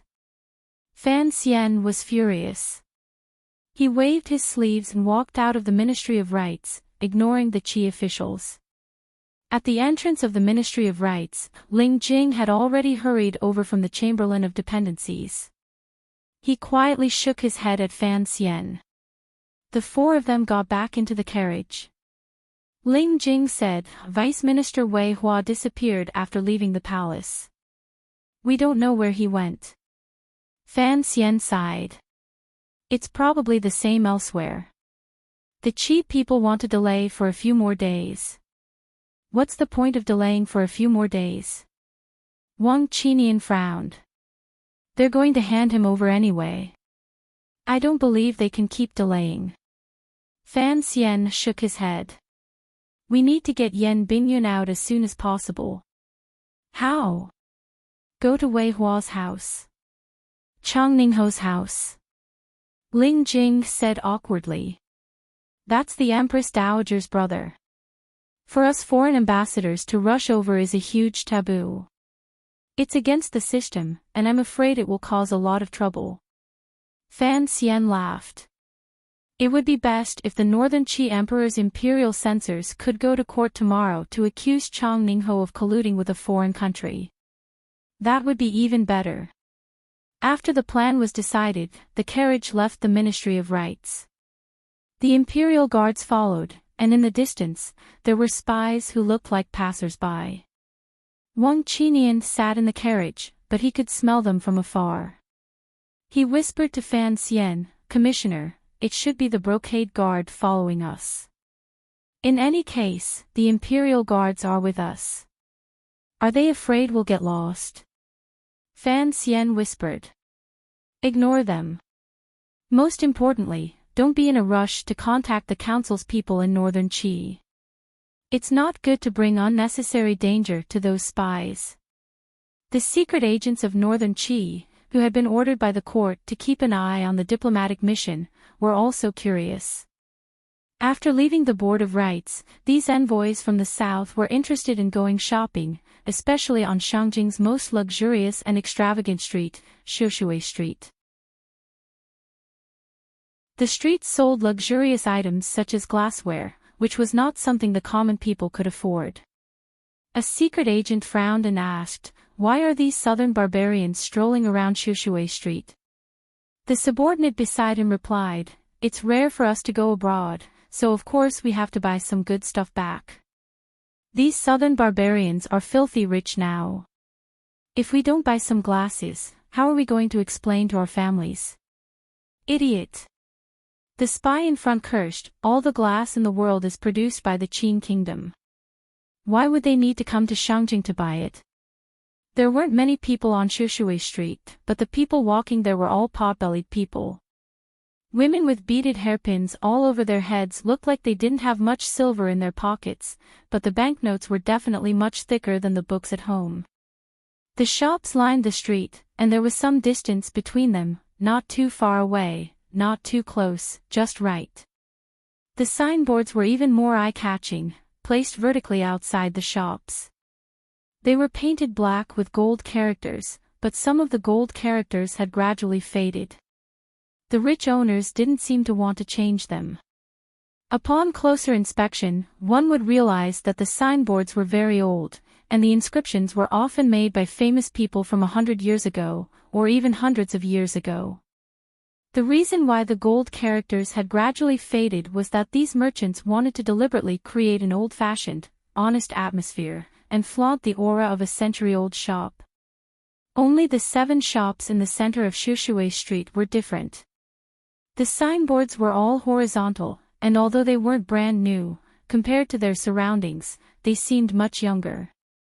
Some of these shops sold glassware, some sold soaps, some sold perfume, some sold cotton cloth, and some sold alcohol. The strangest thing was that there was one shop that specialized in selling toys. A few carriages stopped at the end of the street. They were escorted by soldiers of the Imperial Army, and their stance was even more impressive than that of a first-rank noble. But all the merchants on Shushue Street maintained their arrogance.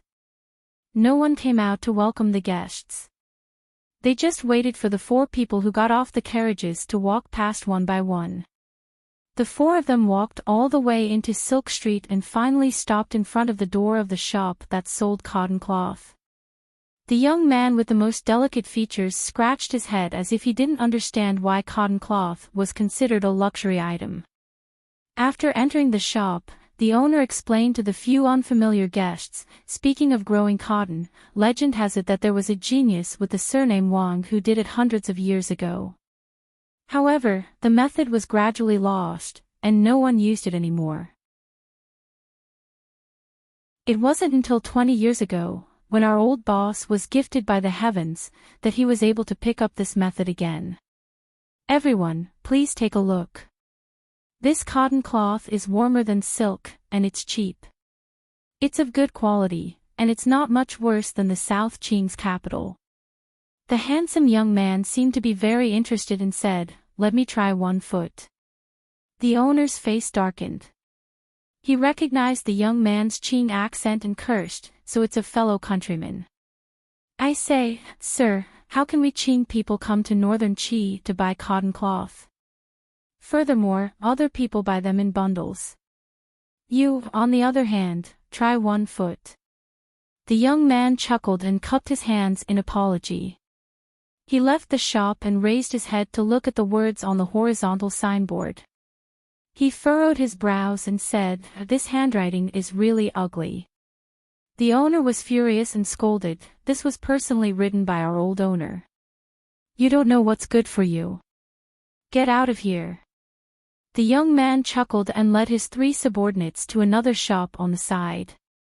This young man was, of course, Fan Xian. The ugly words he spoke of were written by his mother many years ago.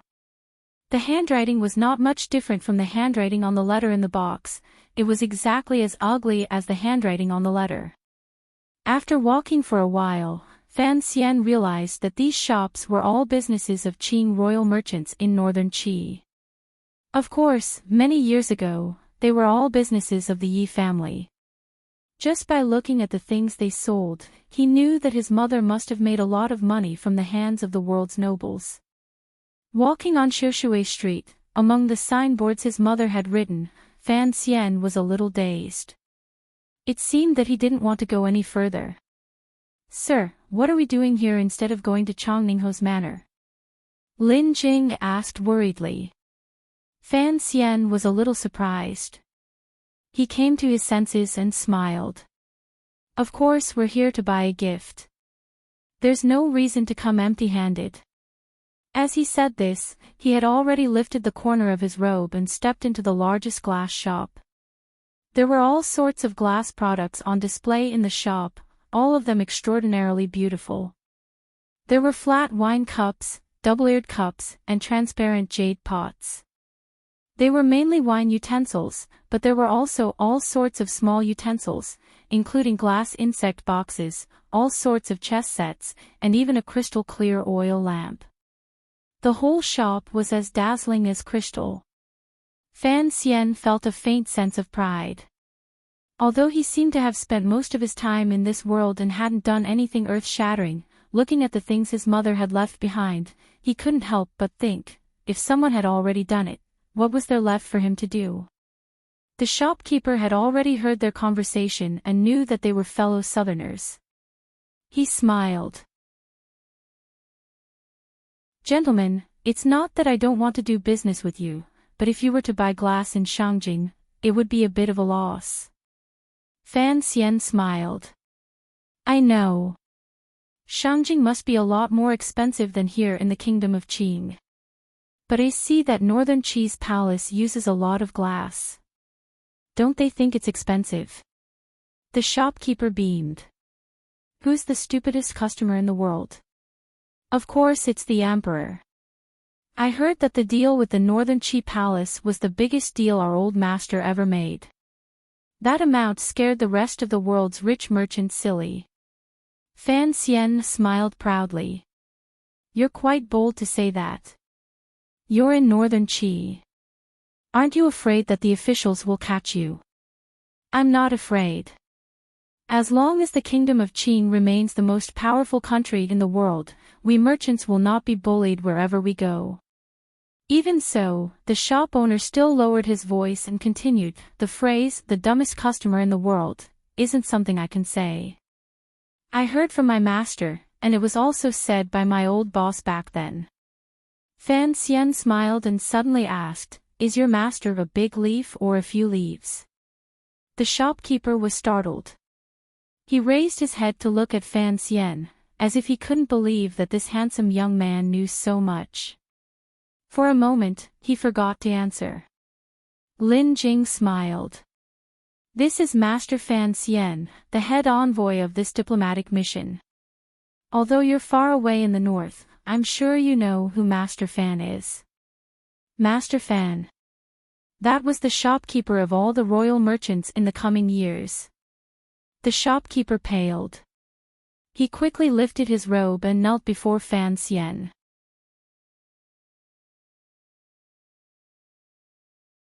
Chapter 216. Fan Xian hurried to help him up, but the shopkeeper insisted on kneeling and kowtowing. He then rose and said, so you are my future boss. I have to kowtow no matter what. Furthermore, you are the head envoy of this diplomatic mission.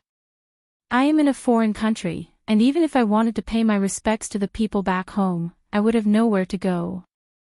The shopkeeper suddenly came to his senses. He remembered that he had mentioned some taboo names in front of this man from the south.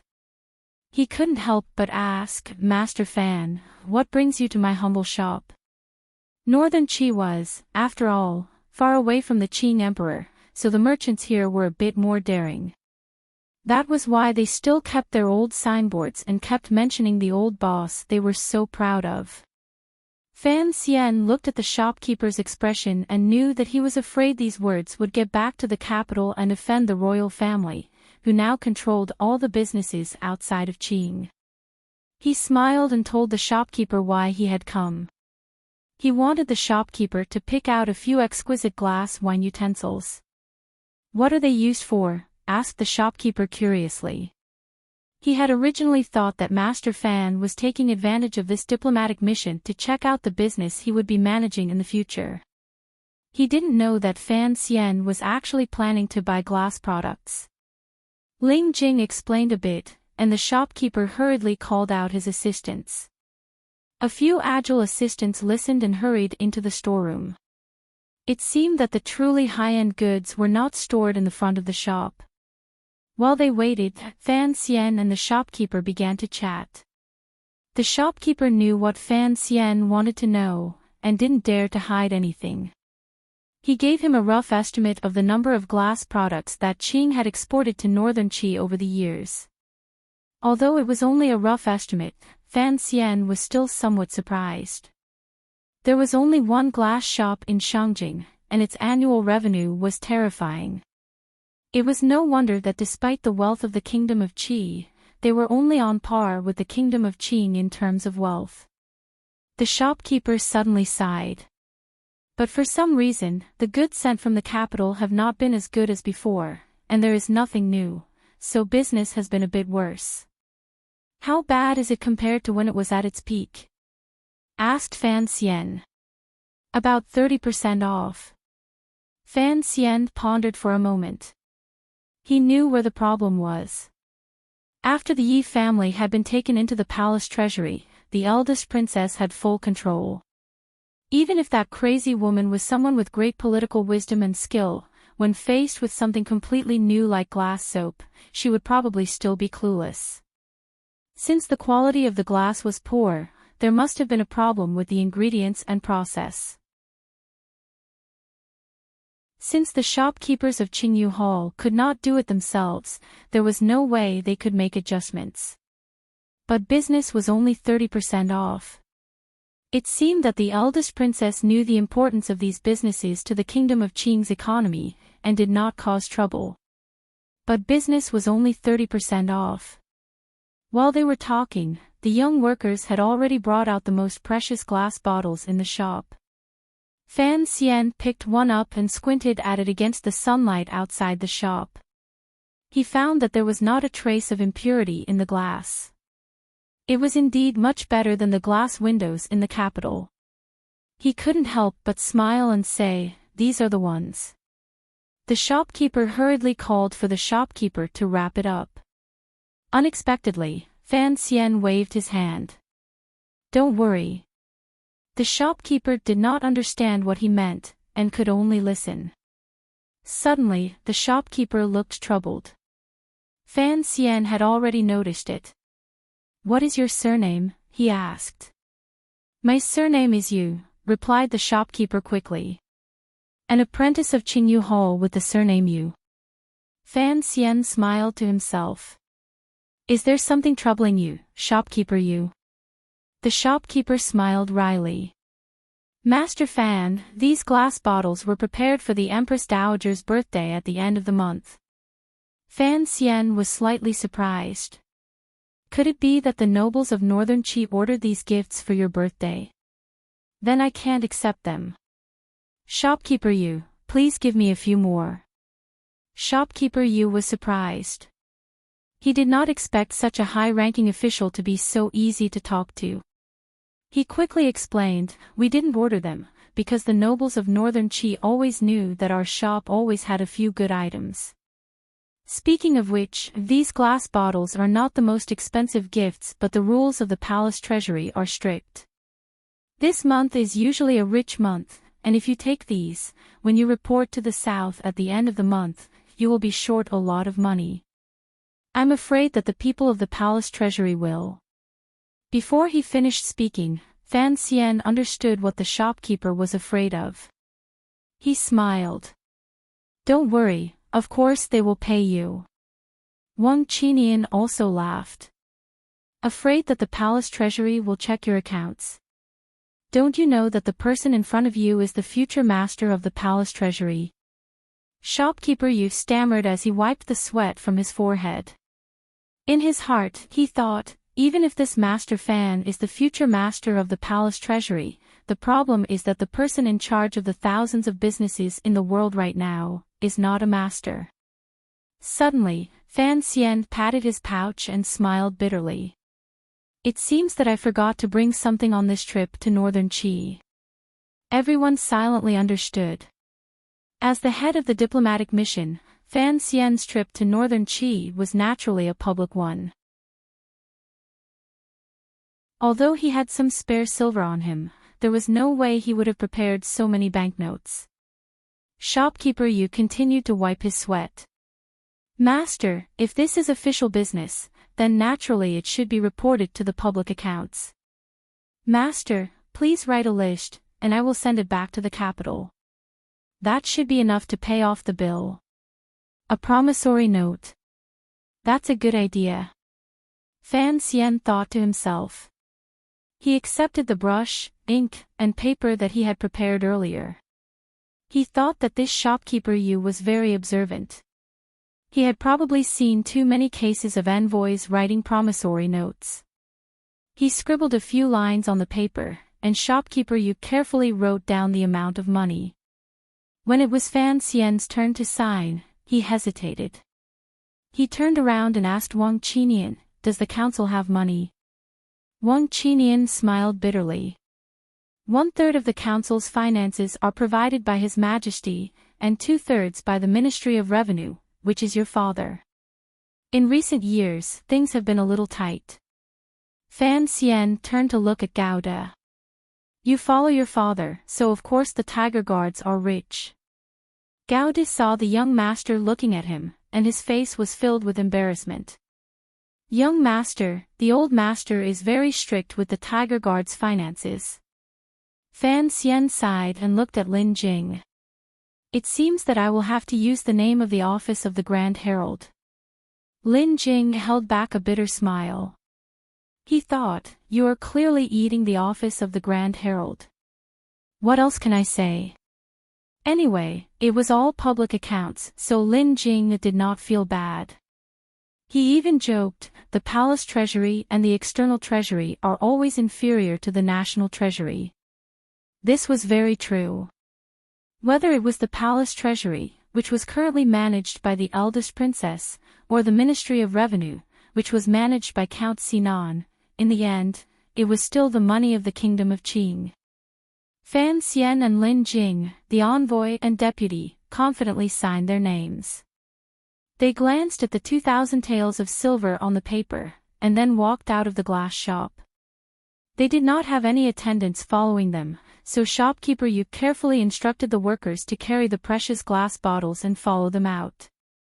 Because Fan Xian did not instruct them to return them to the diplomatic mission, they presumably had other uses for them. As they walked past the toy shop that sold 9 rings and Xiaorong Road, Fan Xian only glanced at it, his gaze gentle. The shop in front of them sold wine, and Fan Xian walked in first. The shopkeeper had already been informed by his servants that a few high-ranking officials from his hometown had arrived, and was standing at the door to welcome them respectfully. Fan Xian sat on a chair and glanced around. He found that the wine utensils were also very expensive, but they were far inferior to the glass bottles he had bought. He waved his hand and asked the owner to step forward. What is the best wine? The shopkeeper's surname was Xing, and he produced a thin, transparent bottle as if by magic. The wine in the bottle was suffused with an extremely alluring red color, rich but not thick. Fan Xian narrowed his eyes. Grape wine? He asked in surprise. Master Fan, you truly are an immortal of wine and poetry. Shopkeeper Xing had long since inquired about the composition of the diplomatic mission from his hometown. He smiled flatteringly. It is indeed grape wine. He took out a cup and poured some into it. Fan Xian closed his eyes, swirled the open cup slightly, and brought it to his nose for a sniff. Seeing this, not only did Wang Qinian, who had once lived a luxurious life, but even Lin Jing and shopkeeper Xing were filled with admiration. Master Fan was indeed the descendant of a famous family. Fan Xian was no master of wine, he was just putting on a show. He placed the cup on the table next to him. I'll take this wine, he said. Pick out some stronger ones. Shopkeeper Xing did not dare to tarry, and hurriedly offered them up one by one. Fan Xian took a sip, and frowned slightly. This was not much different from the wine he normally drank. It was far inferior to the sorghum wine Uncle Wu Zhu had made for him in Danzhou, and the tribute wine from the capital. Seeing Fan Xian frown, shopkeeper Xing said in a low voice, strong wine is forbidden in the north. Please understand, master. Fan Xian knew that shopkeeper Xing was not speaking the truth. There was nothing in this world that money could not buy. Many of the nobles of northern Qi were rich and powerful, and their hands were never soft when it came to spending money. Shopkeeper Xing must have prepared some high-class goods. Fan Xian did not say much, and only shook his head to show his dissatisfaction. Shopkeeper Xing suddenly looked at him, and then took out 2 more bottles of wine. Fan Xian furrowed his brows slightly. In that glance earlier, this seemingly ordinary boss had revealed an extraordinary expression. Fan Xian took a sip in a small porcelain cup, and then frowned. He did not say anything for a long time. Everyone thought that the wine did not taste good. Wang Qinian could not help but ask, Master, what is it? Fan Xian took a deep breath, turning the burning sensation in his throat into a thrill of excitement. Good wine, he exclaimed in admiration. Good wine. What is it called? Shopkeeper Xing smiled. 5-grain liquor. Fan Xian's expression did not change, and he praised again. Good name. But in his heart, he smiled bitterly. Yi Qingmei, back in the day you were so free. Having done all this, the 4 officials rose and left. But as he was leaving, Fan Xian noticed that the shopkeeper, whose surname was Xing, was giving him a meaningful look. Thinking back to what he had noticed earlier, Fan Xian stopped and let the other 3 go first. He turned around and followed the shopkeeper to the accounting room in the back. There was no one in the accounting room, and it was strangely quiet. As soon as shopkeeper Xing entered the room, he seemed to have changed into a different person. His entire body straightened, and his expression was solemn. He bowed to Fan Xian, who was sitting on the chair, and said in a low voice, Xing Huairan of the palace treasury greets you, master.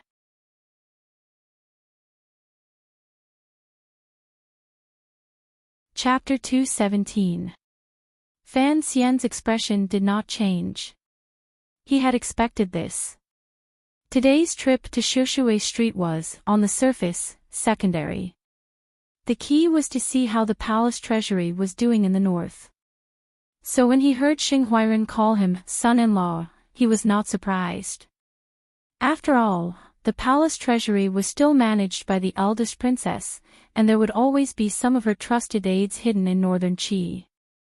For some reason, Fan Xian believed that the eldest princess would send someone to find him, the head envoy of the diplomatic mission. This was not only intuition, but also a judgment of the people of Qing. Whether the people of Qing were virtuous or foolish, they all had a self-confidence and pride that bordered on paranoia. There must be a reason why the eldest princess wanted to let Shaoan go. If it did not have to do with the secrets of the temple, then it had to do with Shang Shanhu, who lived in Shangjing. Now that Shaoan had been sent to northern Qi, the eldest princess would naturally contact her son-in-law, the head envoy of the diplomatic mission, if she wanted to rescue him. But the word son-in-law still struck Fan Xian as absurd. It seemed that his mother-in-law would not like him more and more as she looked at him. Since Xing Huairan dared to call him son-in-law, then he must be the most trusted aide of the eldest princess. Fan Xian looked at him and nodded. Elder, what do you have to say? Xing Huairan did not say anything. He only handed him a letter. Sitting in the carriage, Fan Xian squeezed the letter in his sleeve. He had not yet had time to read it, but he was already beginning to feel the weight of the letter. After today's business was finished, he would have to deal with it. Wang Qinian was an expert at tracking, and Gao De was an amazing fighter, but he would be missing someone to help him judge the situation and analyze intelligence. He couldn't help but think of the students he had taken in during the spring examination. Those guys should have been sent away by now. Perhaps they could become officials, but conspiracies were not their forte. Even if he wanted to train Shi Chanli, it would be too late. Fan Xian suddenly had an idea. If he could get Yan Bingyun out quickly, he believed that it would be of great help to the government's plans. At that moment, Wang Qinian respectfully handed over a thin piece of paper. Fan Xian raised his eyes and glanced at it. It was a banknote worth 500 taels of silver. He frowned. What is this? It's a commission from Boss Yu of the glass shop. Fan Xian glanced at it again and said with a smile, you can also get a commission if you make a promissory note. You and Gao De take it and split it. Oh, right, leave some for the tiger guards. 500 taels of silver was already a large sum, but Fan Xian had given it away without even looking up. Only a wealthy family like the Fan family could cultivate such a habit. Now that Fan Xizhe was a millionaire with an annual income of 10,000 taels of silver, he did not care about such a small sum. Ling Jing smiled and said, Sir Fan treats money like dirt. I am impressed. Fan Xian knew that he was not truly admiring his clean sleeves, but rather that his house was full of gold. He smiled and said nothing. The carriage passed through the quiet and beautiful streets of Shangjing, and finally arrived at the area where high officials and nobles lived. It stopped in front of Chang Ningho's manor. Shangjing was similar to the south of Jingdo in the Qin kingdom. The spring wind gently caressed the branches extending from each manor. The sunlight was blocked by the large trees overhead and dispersed. Fan Xian stood next to the carriage and looked at the street. He looked at the stone lions beside the grand doors. For some reason, he was reminded of when he had first arrived in Jingdo from Danzhou. The carriage stopped in front of Chang Ningho's manor, and with the protection of the imperial guards, it made quite a commotion. There were already some people hiding in the shadows and beginning to peep. The servants in front of the manor looked at the carriage in front of their manor and were at a loss of what to do. They did not know whether to go down and greet them or rush into the manor to inform their master.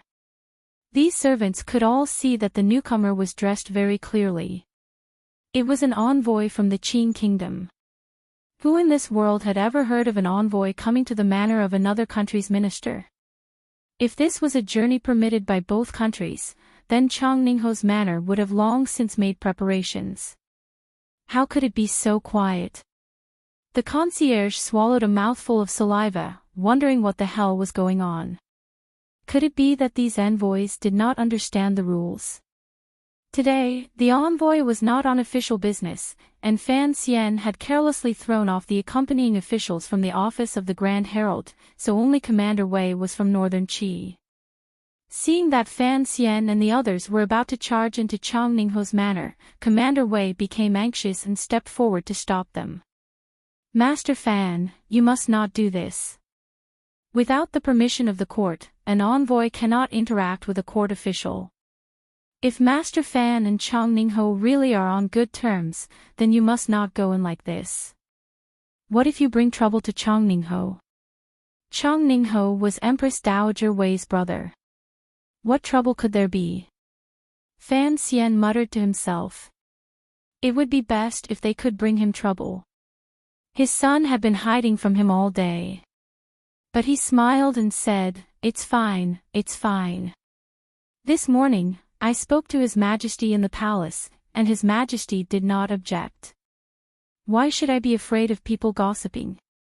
Bringing up the Emperor of Northern Qi, Commander Wei was stunned. Did he really have to go to the palace to seek confirmation? At that moment, Fan Xian had already brought his 3 subordinates to the door of Chang Ningho's manor. The gatekeeper hurried forward to greet him. His etiquette was thorough and his words clear. Fan Xian secretly praised them. They were indeed a noble family. Could I trouble you to inform them that my drinking companion from the south has arrived?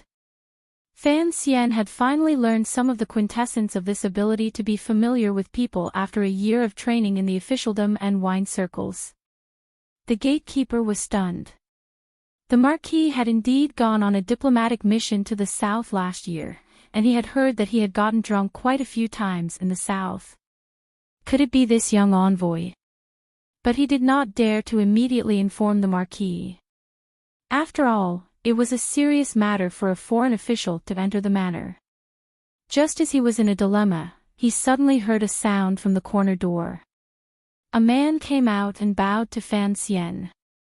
The Marquis requests your presence. Fan Xian had not expected the manor to be so easy to enter. Entering the hall, he looked at the middle-aged man in the chair and laughed. He walked over and gave him a warm hug. I have not seen you for a year, and you are even more elegant than before, Marquis. Actually, last year in the capital, he had only met this envoy from Northern Qi a few times. In the end, they had a hearty drink in the palace hall.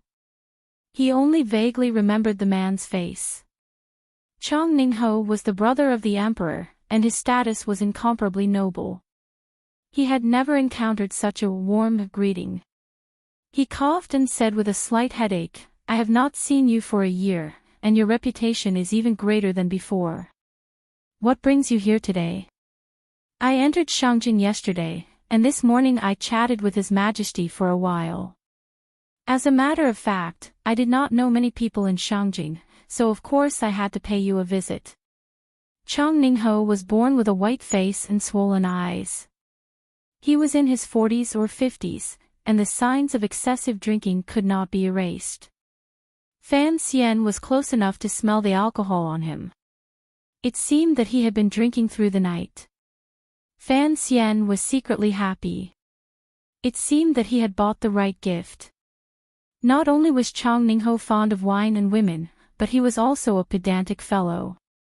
The Empress Dowager had 2 brothers. One of them, Chang'an, could still lead troops into battle. Although he was a defeated general, he was still better than Chang Ningho. This marquis had been holed up in the capital for many years. It was only because of his stupidity, and because he had the support of his sister, the Empress Dowager, that he dared to invite Fan Xian, the envoy from Qin, into his manor. Fan Xian had come today to get closer to this brother of the Empress Dowager. He also wanted to use Chang Ningho to force out Vice Minister Wei. As expected, Marquis Chang Ning's eyes narrowed into slits as he looked at the fine wine brought by his attendants. Although he did not have a clear identity, the fact that he was the brother of the Empress Dowager was enough to make him look down on everyone in the world. Even if Fan Xian was now the commissioner of the Overwatch Council, he would not take him seriously. It was only when he heard the gatekeeper's report that he remembered the young and beautiful man who could drink. After returning to northern Qi, he had not forgotten about his defeat, so he had invited Fan Xian into his manor. Seeing the fine wine, the marquis was even happier. He thought that he had a good eye for people. This little Fan Xian was indeed a sensible person. According to the Overwatch Council's intelligence, this Chang Ningho was from a rural village. Although he had studied under Zhuang Mohan, his life in the northern Qi court was not very satisfactory. The officials of northern Qi always believed that he had relied on the Empress Dowager's nepotism to climb up, so not many people looked up to him. His reputation in the court was even lower than that of his son, Wei Hua. That was why this marquis was so fond of wine. In the middle of the day, the manor immediately prepared a table full of good dishes. Chang Ningho pulled a few foreign envoys and began to drink to their heart's content. Fan Xian narrowed his eyes slightly and drank a cup. Seeing the old man smacking his lips greedily, he laughed. Marquis, when we entered earlier, Commander Wei said that it might be inconvenient for you. What's there to be afraid of? Chang Ningho scolded. Do you expect me to close the door and refuse guests? Last year in the capital, you and Xan Chiwu, Xan Darren, accompanied me very well. Today, I will accompany you. Who would dare to say anything? Fan Xian thought to himself that this was fine. After 3 rounds of wine, Chang Ningho's pale face gradually turned red, and his eyes became a little unfocused. He knew that the man had drunk a little too much, so Fan Xian took the opportunity to ask what he wanted to ask. Hearing his words, Chang Ningho was slightly surprised. Master Fan, you wish to see Provost Shin.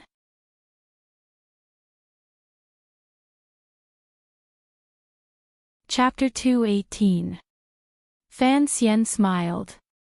I heard that during the rebellion in Shangjing, you risked your life to leave the palace with a letter from the Empress Dowager.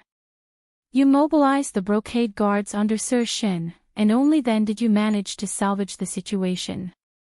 Since then, Sir Shin has had a successful career as an official, and he has always been on good terms with you, so I would like you to introduce me to him. This was the only glorious event in Chang Ningho's life. Chang Ningho was already drunk, and now his face was flushed. He was even more drunk than before, and his expression was one of pride. But no matter how stupid he was, he could tell that something was amiss. He hiccuped and stared at Fan Xian strangely. Sir Fan, you are an envoy. Going to see the provost of the Discipline Commission, this is somewhat improper. Fan Xian frowned. As you know, there are always many inconveniences for an envoy in a foreign land. He lowered his voice and said, "To tell you the truth, I have offended a large number of officials in Jingdo. Even His Majesty could not protect me, so he used this diplomatic mission as an excuse to kick me to Northern Qi." Chang Ningho nodded and hiccuped. His heart was full of sorrow. Last year, when Northern Qi lost the war, all the nobles related to the Empress Dowager were roasted on the stove, so Chang Ningho was demoted and sent home. As the Empress Dowager's brother, he was kicked to the south to sign that humiliating treaty. Fan Xian's offending of a large number of civil officials in the south was truly shocking. The Prime Minister of the South had been removed, the Director of the Board of Rights had been hanged, and 16 high-ranking officials had been executed. The civil service case had caused such a ruckus that even the officials of Northern Qi knew about it, so Chang Ningho believed that Fan Xian was telling the truth. "But why do you want to see the provost of the Discipline Commission?" Chang Ningho was in a bit of a dilemma. He really did not know what this young official wanted. "I want to get rich." "Does Master Marquis want that?" Hearing the word "get rich," Chang Ningho was immediately interested. "Business." Fan Xian filled Master Ho's cup. There was no one else around the banquet, only the old man and the young man.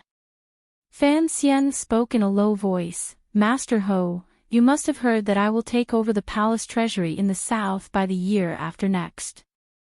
At least 40% of the treasury's business is sent to the north, so I must build a good relationship with the Discipline Commission, otherwise how can I ensure my safety along the way?" Chang Ningho looked at him, his heart filled with shock. He instinctively shouted, "You're trying to smuggle." Fan Xian raised his index finger to his lips and smiled. Drinking a mouthful of wine, he said, "Marquis, do you think we should do this business?" Chang Ningho had already sobered up quite a bit. Half of it was from the shock, and the other half was from the joy. What did the Qing kingdom rely on for its recent rise? Isn't it just the businesses left behind by the Yi family? If he could turn the interests of the southern imperial court into his personal interests, what kind of number would that be? However, Chang Ningho still found it hard to believe. Could this young southern official really be so daring? Chang Ningho thought about it for a long time. If Fan Xian wanted to smuggle, he indeed needed to build a good relationship with the Discipline Commission. As for the drawbacks, there was not a single one. In any case, Fan Xian was greedy for the money in the Qing kingdom's treasury. The northern Qi kingdom would suffer no loss at all. If he smuggled, the prices of those goods would fall, and the palace would save a great deal of money. The Empress Dowager and the Emperor's nephew would probably wake up laughing. Why wouldn't he do something like this that harmed others to benefit himself? Chang Ningho fiercely drank a mouthful of wine. "Deal. I'll arrange for you to meet with old Shin, but what? Fan Xian, I must say this. I must get the palace's approval for this." "That won't do." Fan Xian said resolutely and decisively, "I have already said enough today. Originally, it was just the three of us getting rich.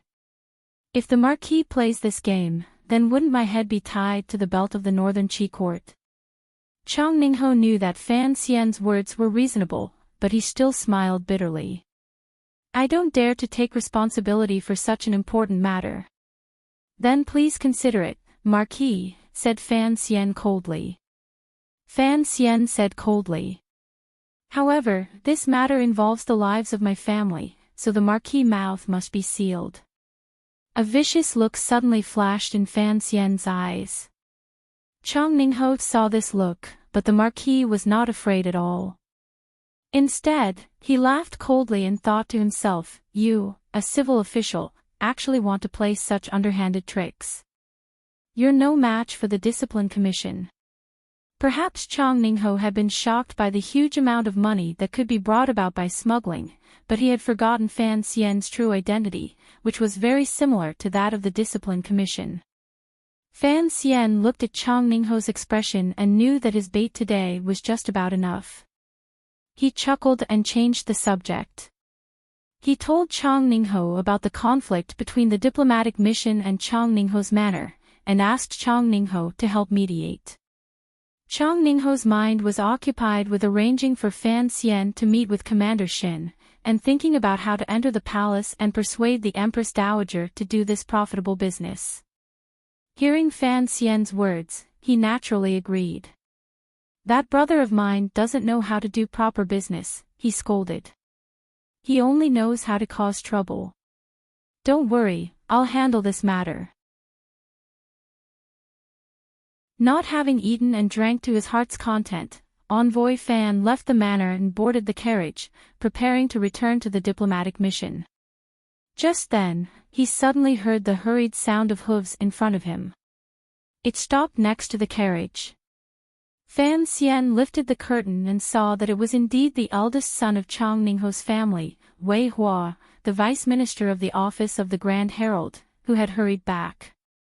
He couldn't help but smile. It seemed that he had accomplished all 4 of his goals by delivering gifts to Chang Ningho's manor. "Master Fan, what exactly do you want to do?" Wei Hua gritted his teeth and lowered his voice to speak to Fan Xian, who stood by the carriage window. Fan Xian burped, and the sour smell made Wei Hua quickly cover his nose. He smiled and used his palm to clear the air. "Your father and I were drinking buddies in the past. Since I've come to Shangjing today, of course I had to pay him a visit." Wei Hua was both angry and angry. "You are an envoy of a country, and your words and actions will attract attention. If you truly wish to visit friends and relatives, you must do so after the affairs of the country have concluded. Then, the office of the Grand Herald will make the arrangements, or you can request an edict from the palace through the Ministry of Rights. If your sudden visit is noticed by the court officials, how will my father explain it to the palace tomorrow?" Fan Xian laughed. "The Marquis is a free and easy man. He doesn't care about such things. The Vice Minister's elegance is a far cry from your father's." Wei Hua suppressed the anger in his chest and swallowed his anger. "Everyone knows that my father loves to drink. Master Fan, what exactly do you want to do?" The drunkenness in Fan Xian's eyes disappeared, and he looked at Wei Hua calmly. The indifference in his eyes made Wei Hua feel a little uncomfortable. "What do I want to do?" "I want to introduce a business deal to your father." Wei Hua didn't know what he meant, but his intuition told him that it was extremely dangerous. He placed his hand on the window frame of the envoy's carriage and frowned. "Master Fan, if you have something to say, please say it. I'm looking for you today." "You're hiding." Fan Xian looked at him with a faint smile. "I'm looking for the vice provost, but he's not at the Ministry of Rights." "I'd like to ask, who should I look for?" Wei Hua replied awkwardly, "Aren't the envoys of your country currently in discussion with the Ministry of Rights? The border is being demarcated, and so is the prisoner exchange." Fan Xian looked him in the eye and said coldly, "But as the Vice Minister of the Office of the Grand Herald, you should know what I want to do. Don't think about delaying it any longer. I must see him by tomorrow." Wei Hua said, "The procedures are complicated. Do you think you can see him so easily?" "Fine.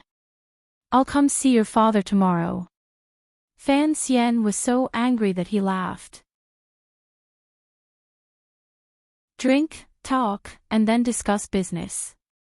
Such a life as an envoy can be considered a happy one. With that said, the carriage began to move. Under the escort of the Northern Qi army, it happily made its way back to the encampment. Wei Hua angrily threw the horsewhip to the servant and walked into the manor.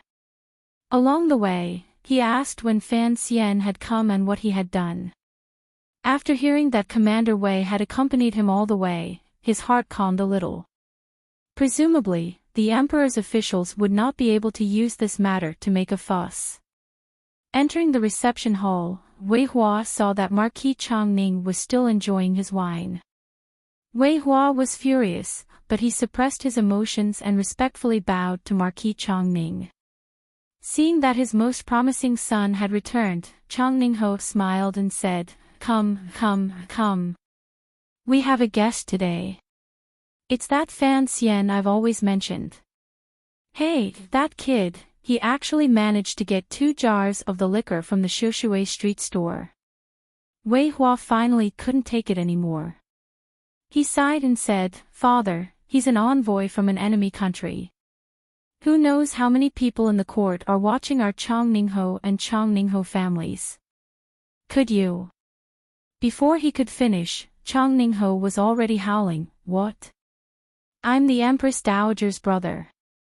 Can't I have a guest at home? That's no ordinary guest. He's an envoy from the kingdom of Qing." Wei Hua's voice grew louder. "It's precisely because our family is different from others that, for the sake of my aunt's reputation, you shouldn't have let Fan Xian through the door today." For some reason, as soon as Wei Hua became fierce, Chongningho softened. He hugged his wine cup, his face full of misery, and said with a sobbing tone, "What face? From the day your aunt entered the palace, your father, I, have lost all face. Who am I? I'm Zhuang Mohan's student. But in the eyes of others, what am I? Look at all the years I've been in the capital. Which official in the court was willing to visit me? Those who came to visit me were all those shameless things. I'm sick of them." You're tuning into the LoveLore Library YouTube channel. We're so grateful for your support, and don't forget to subscribe to join us on this incredible journey through captivating stories. Your generosity through donations truly makes a world of difference, as it's the primary source of revenue that allows me to expand and enhance this channel for you. Thank you from the bottom of my heart for being a part of this adventure.